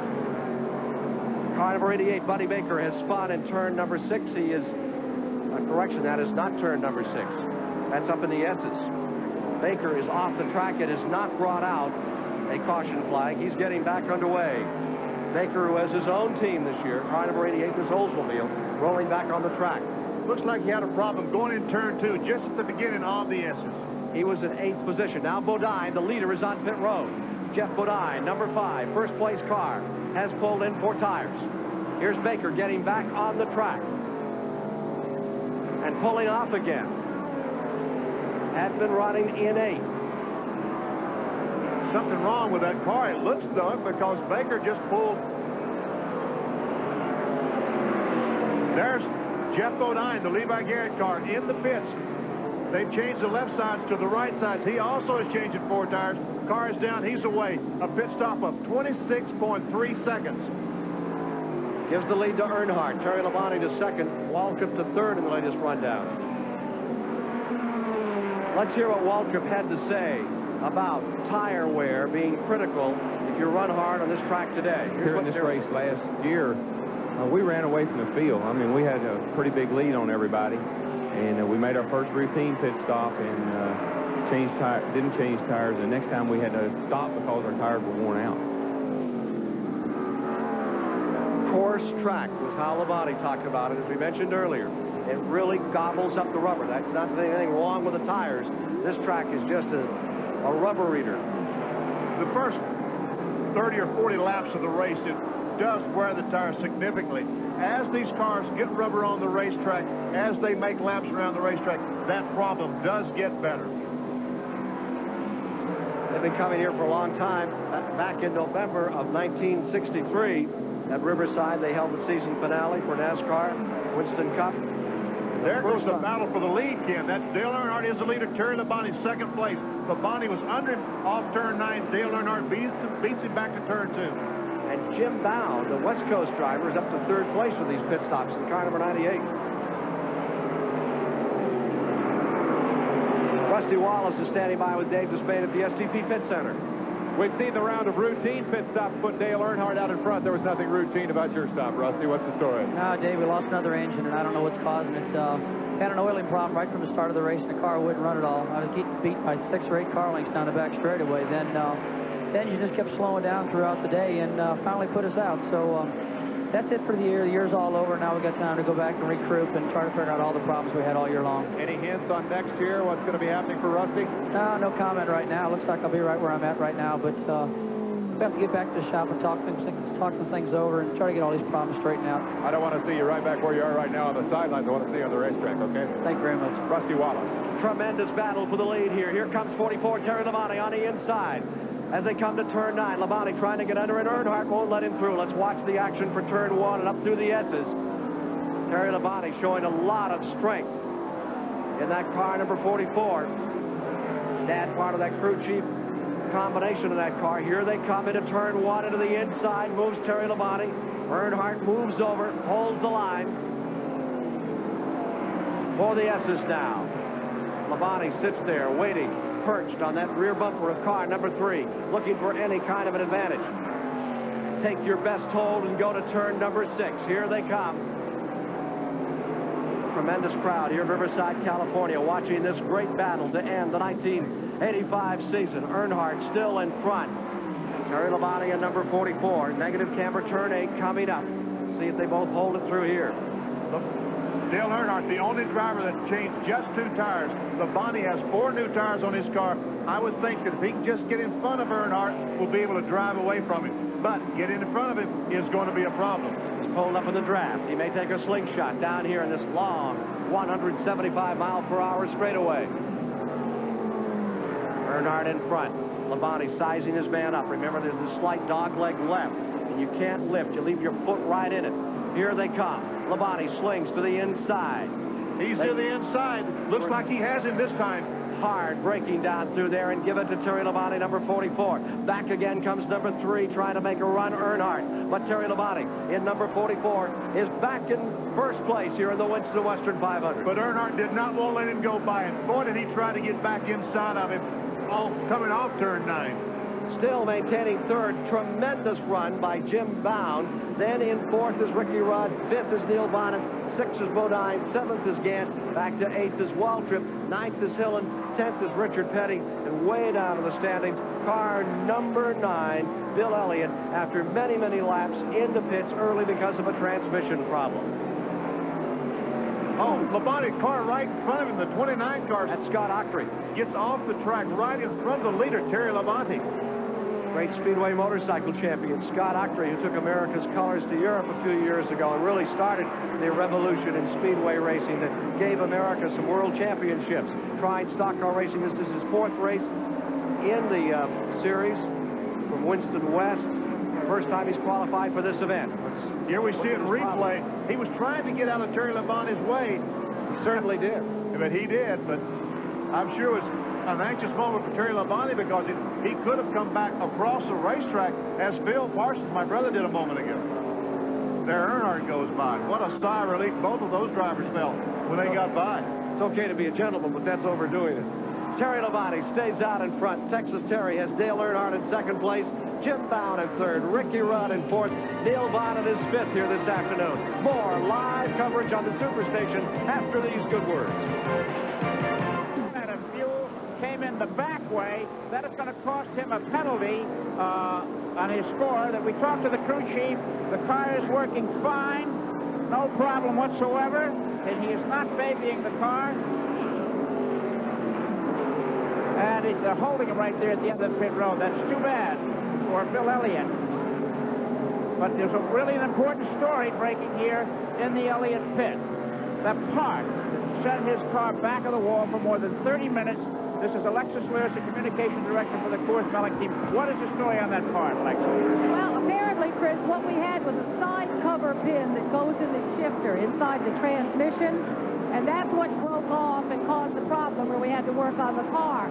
I guess when it's not your day, it's not your day, because the ultimate irony of it is that the supplier of that particular part is from Franklin, Tennessee. From Franklin, Tennessee? Yes. How can you say that with a smile? Well, hey, that's racing. We've had a stupendous season. Harry Melling went around and was talking to the crew and said, we've had a hell of a year, guys. It's been our year all year long. And he's proud of every one of us, and we are too. Bill and the crew has just been tremendous. Bill Elliott's car number 9, running many laps down, back on the track after running out of fuel again. Is it hard being the center of attention all this time? That was the question to Bill Elliott. Really it is, because the way I grew up in a very small town, you know, I never wanted to be the center of attention or anything. I never thrived in attention. All I want to do is drive a race car and try to be halfway good at it. You know, an opportunity came along to do this, thanks to a lot of people, a lot of support.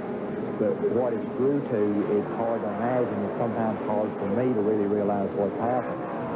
And it is tough to handle, especially the way things are pretty much put on you in a lot of circumstances. You know, I felt like all in all, we've all done good and the team's done extremely well. Always the optimist. Bill Elliott takes him a race at a time. 85 laps have now been completed. Elliott's number 9. Not totally counted out, but just about in this championship battle today. The issue, number 11, can it keep running? Waltrip right now in 9th position. We're past the halfway mark. We'll check the attrition again for you shortly as to how many cars have fallen out, because that becomes a factor at this time when they get into these point battles at the end of the season. A lot of point battles going on today. I think most of them have already been decided at this point. In about another 10 laps of the race, the point championship will be decided, because Bill Elliott is 24 laps down. Bill Elliott is 24 laps down as soon as Darrell Waltrip is 24 laps from the end of the race. He has the championship. There's that car number 44. That is Terry Labonte, who now is in first place. Lap 95, 10 away, they're reporting, would be the lap on which Darrell Waltrip will clinch his 3rd Winston Cup crown and be on his way in early December to the Waldorf Astoria in New York for the annual victory celebration. Battle up in front. There's the attrition so far in the race. Ron Esau out, Trevor Boyce, Rick McRae, Tim Richmond, and Rusty Wallace was in the crash with Richmond at turn 6 that eliminated Richmond's car. Wallace's car succumbed several laps later. Not very high attrition for the way they're pounding these cars around this 2.6-mile, 9-turn course. As we watch Terry Labonte coming off turn 8, we're going to have this commercial message. We'll be back to Riverside, California after these messages. Ricky Rudd is on the roll. He's just moved around. Dale Earnhardt. It is Ricky Rudd who is attacking, slashing his way through the field. Now searching for the leader, number 44. We have another car off in the S's here at Riverside. Another car pulling off the course. That will not bring out a caution. But the man who is moving is the red and white Ford Thunderbird. That's number 17, your younger brother, Phil Parsons, now out of contention, Benny. It looks like that Phil had a mechanical problem that time and just pulled the car as far away from the racetrack as he possibly could. Look at all that hair. It's not fair, is it? Do the Parsons continue to do that kind of thing? What? Well, we saw you in Atlanta. I just wonder if there's some of this catching here. Well, I hope not. I hope that we got rid of all that disease. Benny Parsons, who's had 2 second places in this race, including when Bill Elliott won it back in 1983. Let's go to Jerry Garrett.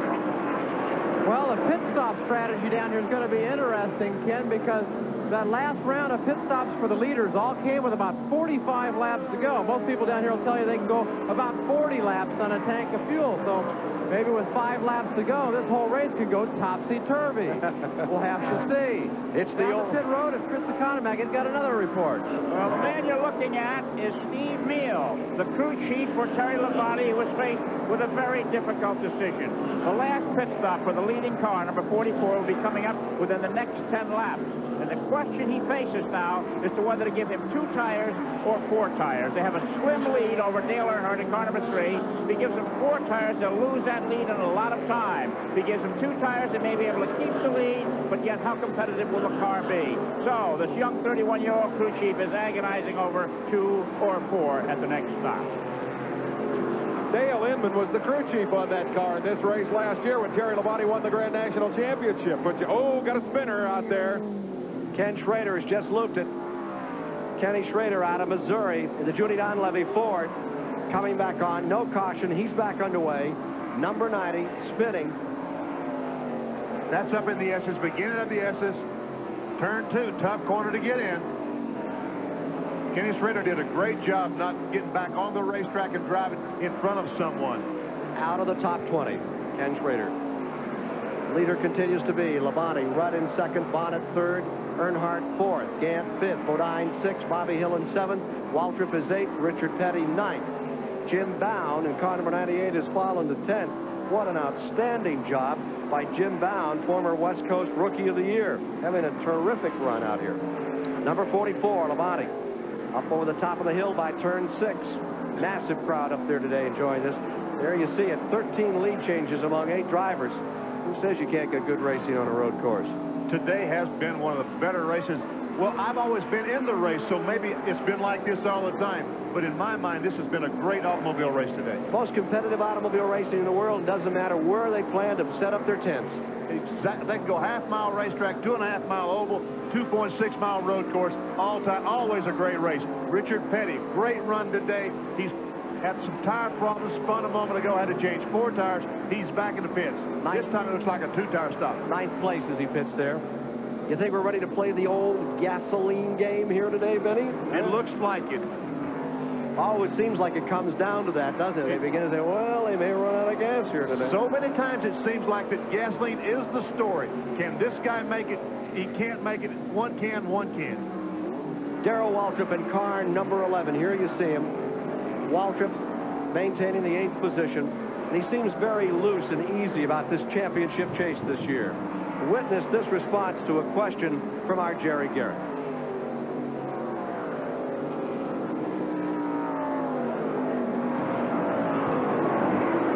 Bill Elliott says the guy that leads in the points is the guy that's really under the pressure because the guy behind can go for broke. How would he know?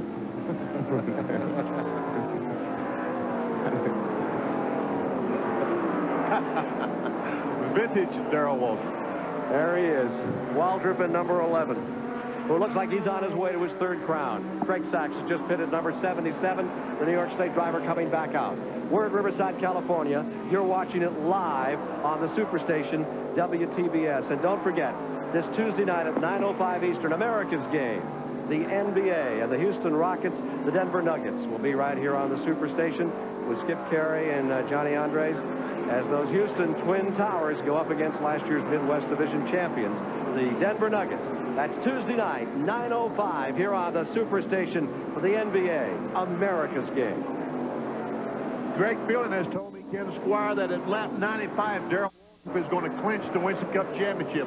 It right now is lap 92. Terry Labonte just went by, completed the 92nd lap. 3 more laps.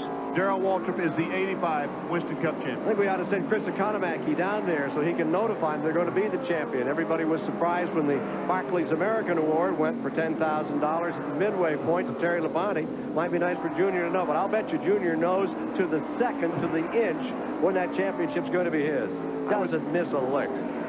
I would think that you're exactly right. I think those guys know what lap that they can rejoice and tell Darrell Waltrip on the radio, Darrell, Go for it. Let's get some more spots. Right now, Terry Labonte at number 44. He's the man that's keeping it between the ditches today, and he stays overall out in front as he puts another lap on the back marker going into that long straightaway. Ricky Rudd maintaining second, still a key player. Neil Bonnet's in third, Dale Earnhardt's in fourth, Harry Gant's in fifth.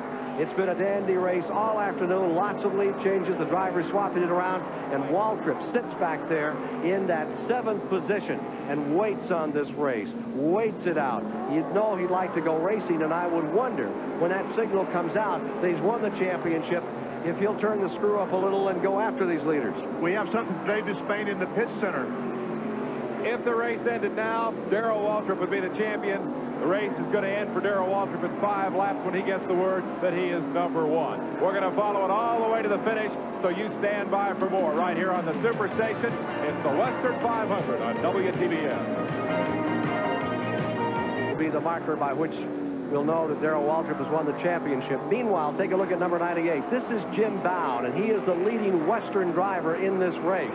He's done an outstanding job.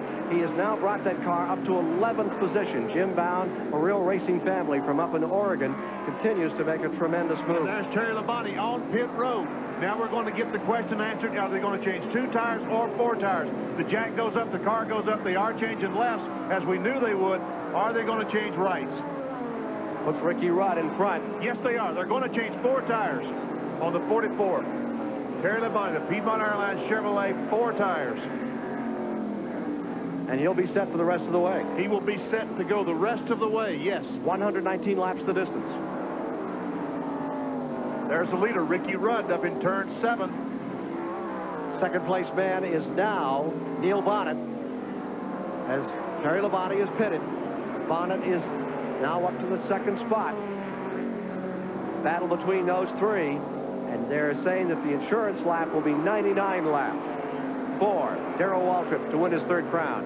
There's the Nationwide standings, the up-and-coming award of $1,000. Lake Speed, the Nationwide driver, currently is leading it. Jim Bound at number 98, the top West Coast runner. He is second in those standings, and Glenn Struer, the West Coast Rookie of the Year, is third in those standings. You know, there are so many awards that they give here for the various categories of competition among crew chiefs, among racers, among all kinds of things. Let's get this special report right now down here at the STP Pit Center from Dave Despain and Dale Inman. Ladies and gentlemen, come on in to Dave and Dale's Auto Parts, Riverside International Raceway. I got my counterman, Dale Inman, here to help me out. We want to talk about big money. You've heard about Bill Elliott's $1 million day in Darlington, $250,000 for the Winston Cup Championship. We got a bunch more dollars in stock car racing. Consider the Unical Award. Union 76, $201,000. Would you hang on to this, please? Top award is $76,000, and that goes to Bill Elliott. Don't you drop those. We're talking $201,000 there. Champion Spark Plug. Champion puts up 10 grand to the Rookie of the Year and $1,000 a race for all of next season. That's $28,000 more dollars. Here's the Bush Pole Award. That's $30,000 to the guy who wins the most poles. We're talking 30 grand to Bill Elliott. Michigan engine bearings are kind of heavy, and they put up some heavy bucks, too. $10,000 to the championship engine builder. Bill Elliott has won that award this year through crew chief Ernie Elliott. Don't you drop those. Dayco fan belts, okay? $10,000 for the driver who improves his position in the standings the most from one season to the next, and it's $10,000, and you know who won it? Dale Inman's cousin, Kyle Petty. What does that all add up to, my man? 289 grand. $289,000. We're talking big money down at Dave and Dale. And the Goodies Headache Award, well, it's almost unanimous for Elliott. There's no contest for Bill Elliott. Poor Bill Elliott. He's still out here, still trying, and they say 95 laps will do it by some people's records, 99 by others. But understand that Waltrip right now in 7th place, he's not taking any chance. He'll run 100 laps at that rate before he does anything fancy. Let's face it, we can't have any jubilation or any parties yet, but Darrell Waltrip is the champion for 1985. Waiting this one out, and of course the attrition as it stands has been very minimal today. Ricky Rudd is leading. Neil Bonnet is in second. You saw the stop by Terry Labonte, which should be his last. We know that Rudd has to come in again, and Bonnet will be in one more time. And, you know, we wondered why Terry Labonte, there was a question, was he going to change 2 tires or 4 tires? The reason that he changed 4 tires is because of the problems that Dale Earnhardt are having right now. On the last stop on the caution flag, Dale Earnhardt only changed 2 tires. He has lost almost a half lap to these front runners by only changing 2 tires. Be assured that Earnhardt, when he goes back in the pits, will change 4 tires. There's your leader right now. That is Ricky Rudd.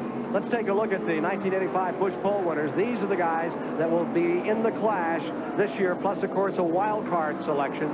Elliott won 11 poles, Waltrip 4, Bodine, Earnhardt, Terry Labonte won the pole here this time for his 4th one of the season. And there's one more to be selected from the wild card, and that is some race. You've been in that one a few times. I have been in a great race. The Harry Gant, the Skull Bandit, we forgot to mention him. He is in the race as well.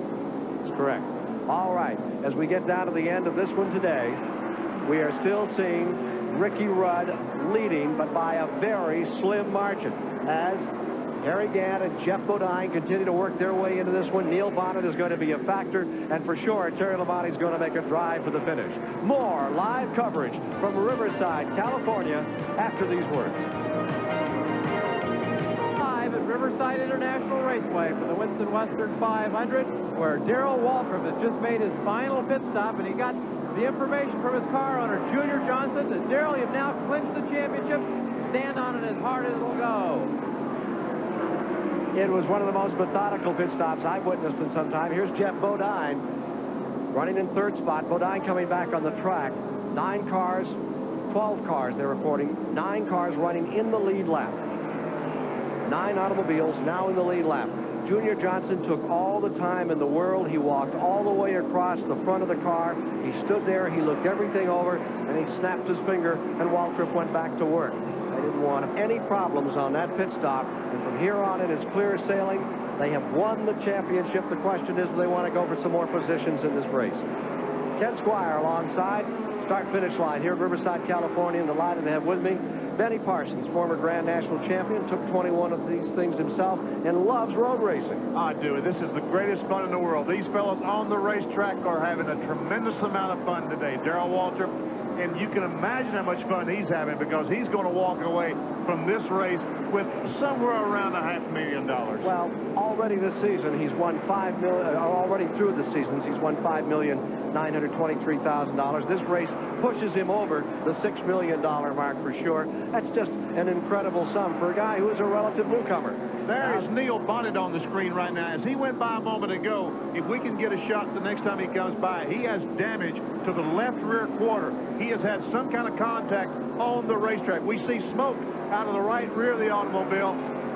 So Neil Bonnet has had some collision on the race course. He's running 4th. Bonnet in 4th. Bodine 5th now after that pit stop. Earnhardt 6th. There we see in the bumper right in front of the left rear tire, the damage to the quarter panel. Jim Bodine is 7th. Or rather, Jim Bound is in 7th. 8th is Richard Petty. 9th is Lake Speed. 10th is Waltrip at this moment. There's Bobby Hillin settling in another time. The record is about a little over 107 miles an hour. They're averaging 103 miles per hour today. 107.820 by Waltrip back in 1979. That Waltrip mark not going to be challenged today. Here's Harry Gant, number 33, who had been running in 2nd place. He's in for his final stop. 119 laps, the distance. Herschel McGriff, number 04, is pitted. He's back on the track another time. Winding this one down. A magnificent year for the Winston Cup Series of NASCAR. And in this race today, Darrell Waltrip is riding the headlines as the new national champion. Terry Labonte, 84 champion, has been a key player throughout this race, but he's back in the standings at the present time, fighting 6th and 7th spot with Kyle Petty and company. Yes, and you know, Kyle Petty and Jeff Bodine have a lot going for them in this race today. Neither of these fellas, and I think it's Kyle Petty, does not want Ricky Rudd to win the race, because if Rudd wins, he's in the Winston race next year. Yeah, that only leaves one spot open to come from the point standings, and it's going to be odd man out, either Kyle Petty or Jeff Bodine. Here in the SCP Pit Communication Center, we're watching car number 78. That car's a big story. That is Jim Robinson. Darrell Waltrip having clinched the championship here today in the Grand National Division is one story. Robinson is going to clinch the Winston West championship title here today, and that's going to be his third consecutive crown. He came into the race needing just a solid finish to wrap it up. That will be his third consecutive title, and those have been tight point battles. He just had a 10-point lead coming in today, but he's been solid all afternoon. It is a race within a race with a separate point standing. Jim Robinson is going to be the new Winston West champion for 1985, third year in a row he's won it. 39-year-old driver out of North Hollywood, had 3 wins thus far this season, 2 wins thus far this season. The 83 and 84 champ is looking strong right here now. They've had, I believe, 11 events in their series out here on the West Coast this year. Here's Jim Robinson. Previously, they've gone to Phoenix to wrap it up. They may do that again next year, I understand. He was in a pretty good battle with Herschel McGriff. McGriff could have beaten him today. Ruben Garcia was 3rd in the Western standings, and that rookie, Glenn Struer, was 4th. Herschel McGriff, who won the race yesterday, has had nothing but problems in today's events. I just saw him down on pit road a moment ago with a car jacked up, people underneath it, working on the transmission or the shifter or something like that, as we watch Jim Robinson go through turn 6. Meanwhile, up in front, Ricky Rudd continues to show the way overall in this tremendous race before a gigantic throng on a gorgeous Sunday afternoon in California. Riverside has hosted Winston Cup races November of '63 when it all began. They held the season finale here. The first time they ended the season under a blue California sky. That was back when Darrell Derringer bagged his first career win in one of those Bill Stroh Mercuries. And Joe Weatherly won the championship over Richard Petty with a 7th place finish. We see Ricky Rudd going through turn 6. I look down and the crew is getting ready for him. They have the tires on pit road. It looks like Rudd is going to be coming in the next time by. And the question is Ricky Rudd going to change 2 or 4 tires? Ricky Rudd, what do you need to do to conserve your car here in Riverside, California? So what you really need to do here is be alert and be thinking that you have to have all 4 gears left at the end of the race to be able to win the race. So whatever it takes to keep the transmission intact and keep brakes on the car in the beginning stages, you need to do that. So that means if somebody jumps out front and is abusing their car and really getting away from you, you have to use your head and not over-abuse your car trying to keep up with them, because 90% of the time you'll see that guy that set that blistering pace, you'll see him on the sidelines in maybe another 20, 30 laps. When he comes by this time, 105 laps will have been completed, and there will be 14 laps remaining to be run this afternoon. Now, here's Rudd coming in, and he is coming on pit road, I believe. Yes, he is going down pit road. Bud Moore and the crew, they're ready. Here's Chris Economaki. Okay, Ricky Rudd comes in. If the outside tires are being changed, he was 27 seconds ahead of Terry Labonte the last time by. This is a crucial stop. 2 cans of gas are cleaning in the windshield. Our clock is ticking away. There it is. There's a pit stop. 12 and 45 100 seconds. A 2-tire stop for Ricky Rudd. That may leave him in the lead. Yes, it does. Terry Labonte closest to the win. 5 or 6 car lengths as they hit the straightaway, and Rudd keeps the lead. Back to you. We have a battle for the lead as we get ready to decide it all on the most competitive racing there is. On the Winston Cup Series, number 44, Terry Labonte and Ricky Rudd battling now for first place as they move back to that critical turn number 6 another time. Ricky Rudd only changed the inside tires, the left side tires, or the outside tires here at Riverside. Terry Labonte on his last pit stop changed 4 tires. I think maybe that the new tires on Rudd's car will take away the advantage that Terry Labonte had with the 4 tires, because now Labonte has probably 10 laps on those 4 new tires.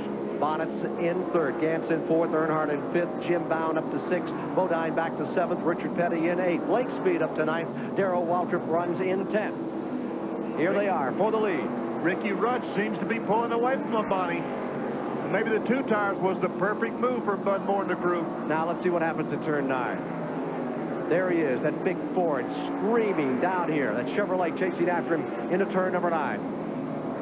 There is the 2nd place car, Terry Labonte. Won here in June. There's Ricky Rudd, Ken, and this guy, you know he wants to win. It's been 54 races since he won. 54. He is 0 for 54. Today he wants to make it 1 for 55. Bud Moore and that outfit could sure use a win here today. Holding on to it as they come back up out of turn number 1. Well, big sentimental favorite out of the state of Virginia is Rudd. And Virginia is real race country. They the big news out of Richmond is they may have themselves a new 1 3/4 track. Here they are around a lap car. Ricky Rudd out in front. The Chesapeake runner looking good. The Texan coming after him. Labonte right on his bumper. May try to make a move here as they come to turn number 8. Let's see if Labonte can deal with him here. Those tires usually get, what, about 3 laps before they begin to, I don't want to use the word equalize because that means something different, but they really come back and come off the speed dramatically. Dramatically in about 3 or 4 laps. So Rudd, right now, if he can't drive away from Terry Labonte, I think we're going to see something very interesting for the last 10, 15 laps of this race. Getting around Jimmy Means. Holding their position. Beautiful car prepared by Bud Moore, one of the masters. That interval has grown a little this time. About the same. 10, 12 car lengths. I thought he had him by a tad more as he came through that time. It looks like Labonte is making up his ground in the S's. And that's a bad break for Labonte because it's so hard to pass up there. You need to gain down the back straightaway in turn 9. To pass in the S's, you have to hit it right at turn number 1, or there's just no way you can get through. All right, the race is stabilized for just a moment as car number 15 stays in front, and here comes 44 right back up on it. For a moment, it looked like he was going to pull away, but that's not the case. It looks like that Rudd pulled in behind the 7 car on Kyle Petty, and it slowed him down momentarily enough for Terry Labonte to drive up on his rear bumper. Here they are to turn number 8. Another opportunity here. Just check out raw horsepower. Ford in first, and he draws way, way out in front. Goes back to a 15-car length advantage. Here they are into turn number 9. And for the moment, the advantage is Ricky Rudd. Let's get a report from the GM Goodwrench Motor Week News Center here at Riverside, and Bob Marsh is standing by to tell us what else is going on in motorsports today. Thank you, Ken. As this Winston Western 500 winds down, it'll end our NASCAR season, but it also means the beginning of some major NASCAR driver changes to new teams. One such change was confirmed here at Riverside as Mike Curb Racing rolled out the new Pontiac that Ron Bouchard, a Grand National veteran, will be driving for Curb Racing next year. Bouchard replaces Richard Petty, who's leaving to form his own Grand National team with our own Dale Inman. The Offshore Boat World Championships were decided this weekend off of Key West, Florida. And for the 3rd year in a row, George Morales of Fort Lauderdale, Florida, is the World Superboat Champion. Sad note of irony in that competition, however, Anthony Roberts is the new Open Class World Champion. Roberts, a teammate to racers Bill Fulham and Mike Pappas, who were killed in a tragic racing accident earlier this week. The Speedway Bike Stars made a rare appearance at historic Ascot Park, a half-mile oval just up the road in Gardena, California. The new national long track Speedway champion is Lance King, who got a break with Sam Marmolenko, ranked 3rd in the world, fell off in heat racing. Sam's okay, but Lance has the title. And finally, back east at George's Road, Atlanta, the World Karting Association World Championship is decided. These are not the go-karts you and I used to ride. These are high-tech machines. And the new world champion, the very aptly named Jerry McCart of Morrow, Georgia. Jack Johnson of Chicago took the under-16 honors at the World Karting Championship. That's it for now. We'll see you next time on the GM Goodwrench Motor Week Illustrated Racing Update. Thank you very much, Bob Marshall. Ricky Rudd, whose best finishes this year were 2nd at Bristol and 2nd at Martinsville, holding on, trying to win here today. Now, on this track, on this 2.6-mile course, the Chevrolet seemed to have the advantage at turns number 6 and 8. They can light up a little faster coming off. The Ford has the advantage coming off this number 9, this big sweeper, and up to the S's on 1, 2, and 3. That's been the story through the practice periods and earlier, but now we're seeing a reversal of that. The 44 seems to be gathering up on the back of Ricky Rudd in that turn 1, 2, 3. The interesting thing about that Ford car has been they haven't, on the half-mile tracks, the whole story of Ford is getting off those corners and getting the power down as quick as the GM cars. Same thing holds true on a road course. Turns 6 and 8, again, got to be a definite advantage for a Chevrolet, but Rudd is making an advantage for the Ford. This is unusual. You don't see that at Riverside.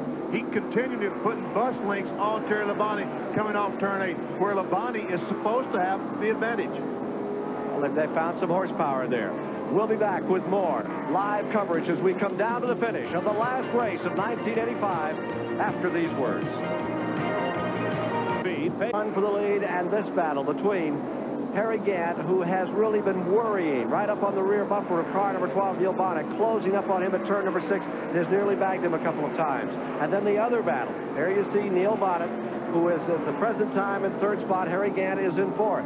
And that other battle, which is just so rich, this wonderful contest that is going on between Ricky Rudd, trying for his first win of the season, and right behind him, Terry Labonte. Harry Gant closes in right on the rear bumper of Neil Bonnet through the S's. There's Rudd. There's Labonte right on his rear bumper. This is for first. We're watching right now. The other battle we saw between Bonnet and Harry Gant was for third spot. Ford's won the first 9 Winston West 500 races, but they've won only 1 of the last 15. Ricky Rudd has tried to turn that one around this afternoon. He learned his road courses in a course his dad built around a junkyard up there in Chesapeake, Virginia. First Grand National race back in 1975 at Rockingham for the Ford Torino. It looks like Rudd is pulling out. He now has about a 20-car length advantage. And don't you know that makes him look good when he looks up in the rear mirror.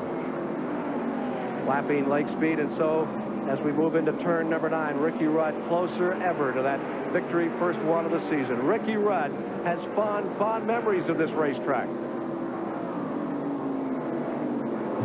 Well, thinking back, yeah, Riverside's been pretty good to me in the past. It was the first time I won a Grand National race was out here in Riverside in about '83. So, you know, you have a lot of fond memories of a place when you especially won your first race out here. Second year with Bud Moore in his 235th start. Ricky Rudd up through the S's another time.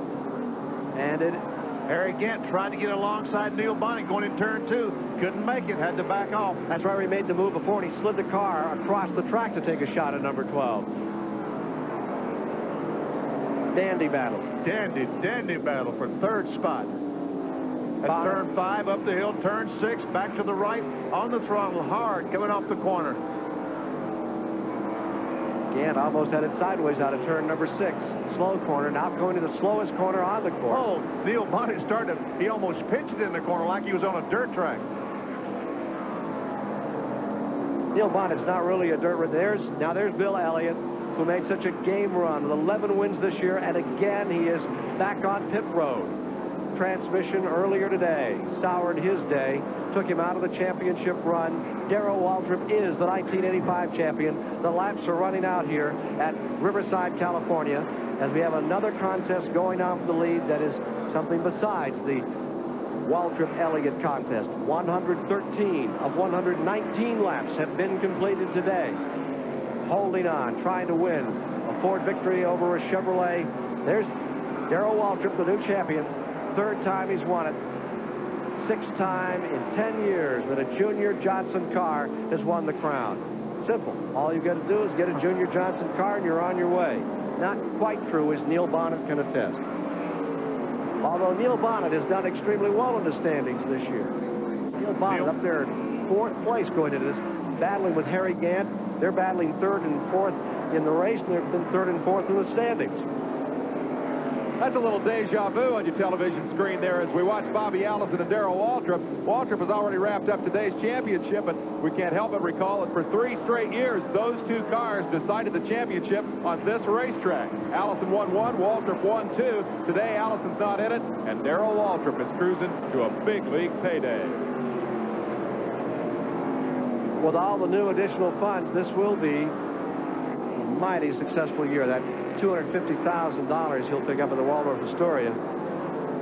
That's more than bragging money.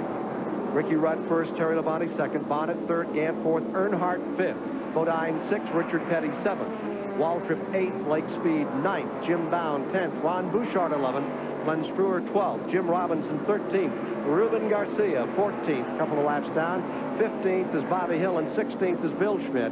17th is Derek Cope. Bobby Allison is 18th. Dave Marcus is 19th. We have 8 cars running the lead lap.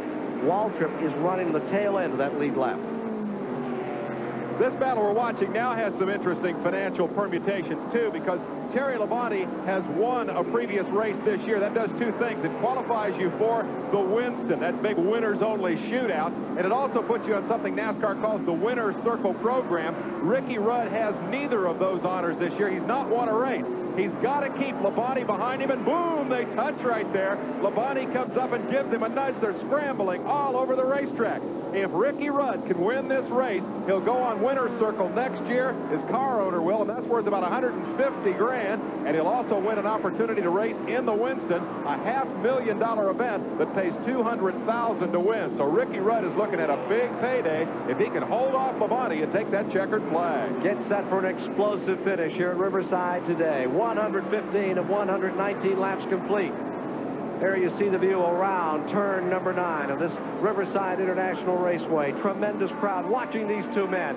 The Ford of Ricky Rudd, the Chevrolet of Terry Labonte, fighting it out right to the finish.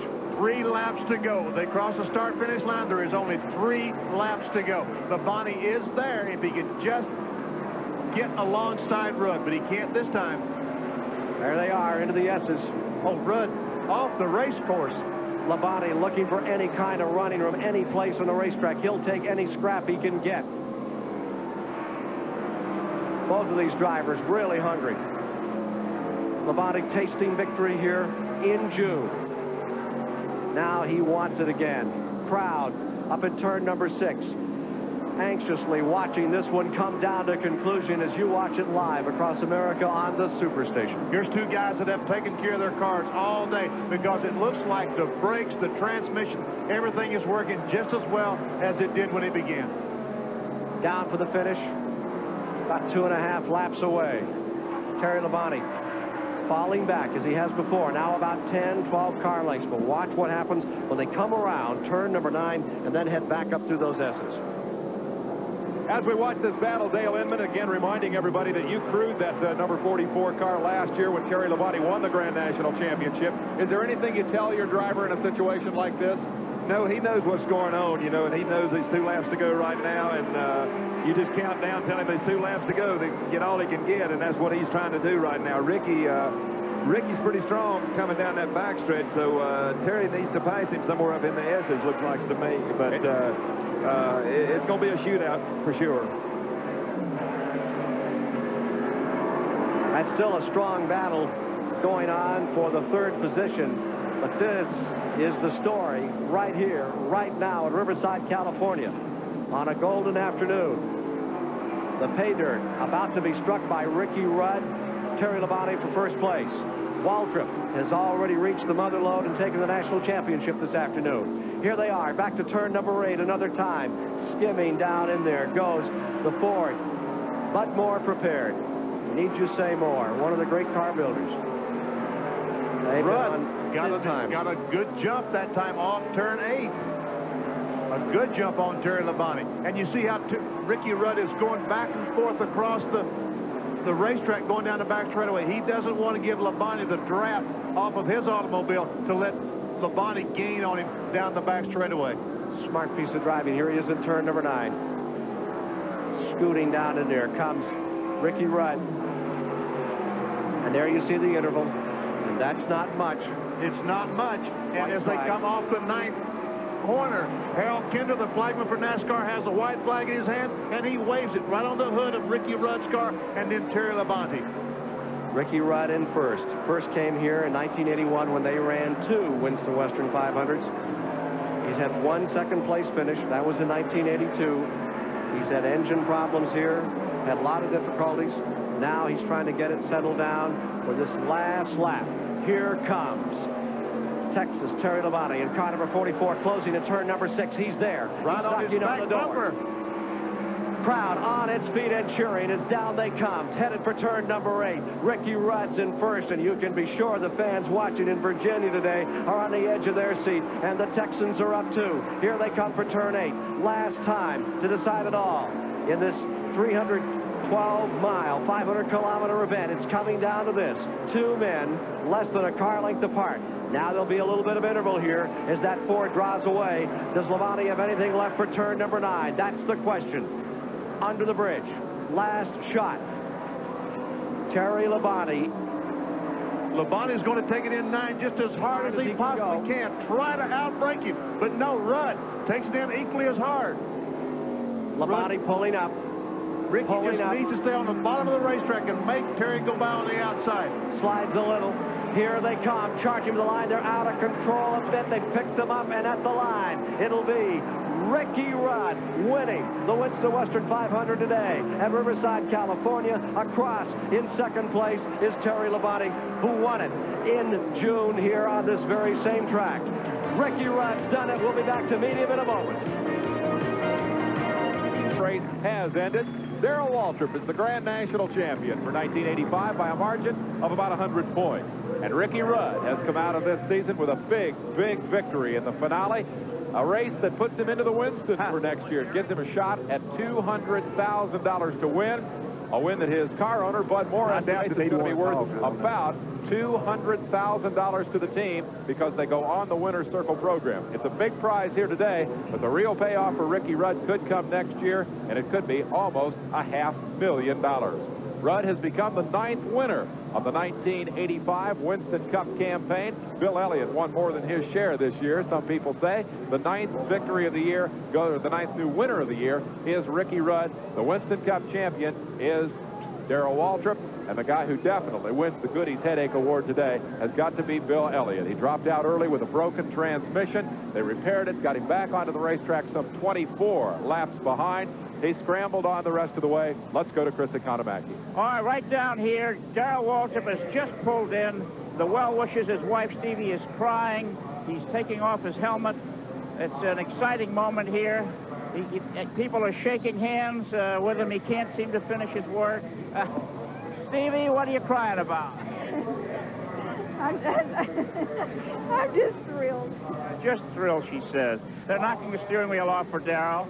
He's got more helpers and well-wishers here, disconnecting his equipment, his lines, his radio thing, his oxygen line. And here he's coming out of the car now. We're going to try and get him and get his first public words. Well, congratulations, champion. Praise the Lord. Praise the Lord. What a great day. It really was a great day for you, Darrell. Yeah, it was. Did you have it easy when you knew Elliott was out? Well, I just went ahead and run sort of like he was still out there. I didn't really take it all that easy. I just drove a relatively quick pace, but not one that I might have drove if he'd have been out there. But my car would run. I tell you, them boys better be glad we were trying to win a championship because it would definitely run. And I wish I could have stayed in there a little hot and heavier than I did. But just want to say hi to all my friends back there in Franklin and all my Christian buddies and mom and dad and mother and father-in-law. I love all of you. You know, at the end there, you crossed the line with Elliott alongside of you. You guys talking to one another? I was afraid to look over. I didn't know what he might be saying.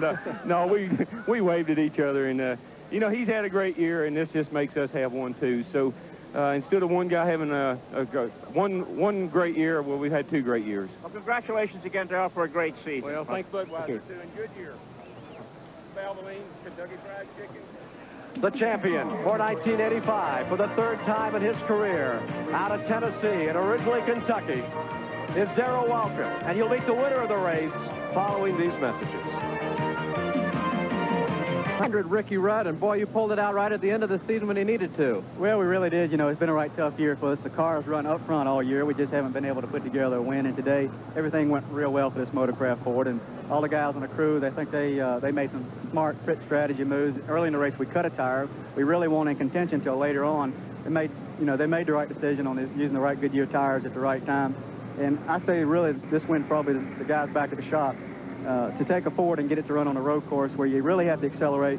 I'm telling these guys back at the shop that's been working on these motors all year. Sort of been unsung heroes back there. The Elliott guys have caught all the attention, but these guys did a heck of a job all year, and I think it's time they got a little recognition back there. Now, we talked earlier in the week about the disadvantage the Fords have here. Where was it today? You held off Terry Labonte when you needed to. Well, the guys worked real hard trying to get the motor to accelerate up out of the corners, and that's where we've been weak at. This is the motor we had in practice, and I could tell when we first got here that we had a lot more than what we normally have accelerating, and that's what they did. They got a lot of bottom end horsepower. We had to sacrifice a little bit on the top side. Didn't have the top end we needed, but I said, forget that. We need something that's going to accelerate up out of the corners, and motor combination worked great, and everything just went perfect today. You realize how much money you could possibly make for winning this race? I got, I guess, somewhere in the neighborhood of $300,000 to $400,000 before it's over with. That's big money in anybody's book. It certainly is. It puts him into the Winston, that $500,000 race in Atlanta next year. It puts him on the Plan 1. In a moment, you'll meet the challenger who has given the champion one of the best battles ever run in Winston Cup racing, Bill Elliott, following these messages. Kanamaki is standing by with a man who gave it such a game try in '85, Bill Elliott. The flags in Georgia tomorrow may well be at half-mast for a disappointment of Bill Elliott, who gave a great try, but his car wouldn't hold up. Bill, what happened to your car going down that back straightaway on that lap? Well, when I shifted from third to fourth, the shift lever broke in the transmission. You know, it's nothing that, you know, you check a lot of things, but you know, it's just something that can happen. And, you know, the thing of it is, the car ran pretty good when we went back out. You know, I got to say one thing, we may have lost the championship, but the team, you know, they never lost their pride or the determination. You know, we kept on digging. You know, I got to say one other thing, got to congratulate Darrell and all his guys for the heck of a job they did. You know, they were 200 points down there at Darlington, and they came back. You know, and that's got to say one thing, and congratulate Ricky Rudd for a fine job he did also. What went through your mind, Bill, when that transmission lever flopped around in the car? Well, really nothing. You know, it's things that happen. You know, I knew I was 20 points behind, and that's a lot to make up. And the way Darrell run all day long, there wouldn't have been any beating him anyway. But, you know, we give it our best shot. We tried all year. We've had a heck of a year, and it's been good from there. Well, Bill, your year has done so much for motorsports in general and stock car racing in particular. It's focused attention of the nation on our sport, and for that we congratulate and wish you all the best next year. Well, I appreciate it, and I thank all the fans that stuck with me all year long, and everybody else that stuck with me through hard times and good times, and I'll be looking forward to going, you know, through getting over the winter, going into next year with this fine team and seeing what happens next year. Thank you, Bill Elliott. Thank you. Dale, he's glad it's over, isn't he? Well, you can tell by the look on his face, the expression that he is glad it's over. He's had pressure all year long. 28 races. The first race he won at Daytona this year, that put him in line for the Winston. He won that. There was pressure on him for that. And then when that race happened, the point race started getting tighter, more pressure. And you pressure to win the million. That was a big one. Yeah, right. To win the million, that was big. And then the championship got close. And even though he didn't win it, boy, he had a tremendous year. And they're a great bunch of boys. And you could just tell that he was relieved. Gracious in defeat, Bill Elliott, and certainly a worthy champion, Darrell Waltrip. Down in Ronda, North Carolina, Flossie Johnson starts preparations for Thanksgiving next week. Little group of 60. Our old friend Ralph Seagraves, who was not here, ill and could not come out to the coast. And they'll have a very special and wonderful time this year for sure after this great victory coming from some 206 points back to win the national championship. Again, the finish today, Ricky Rudd in first place. In second place was Terry Labonte. Third was Neil Bonnet. Fourth, Harry Gant. Fifth, Dale Earnhardt. Sixth, Jeff Bodine. Seventh, Richard Petty. Eighth, Darrell Waltrip. Ninth was Lake Speed. 10th was Ron Bouchard. 11th was Glenn Struer. 12th was Jim Robinson. 13th, Ruben Garcia. Danny, final thought from you. The Winston Cup Championship went away early, Ken Squire, but the race held it up. What a tremendous race and a great win for Ricky Rudd. Our congratulations to Ricky Rudd and to Darrell Waltrip for their great championship victories today. For Benny Parsons, Dave Despain, Jerry Garrett, Dale Inman, Chris Economaki, and Bob Varsha, I'm Ken Squire. That's the story of the final race of 1985.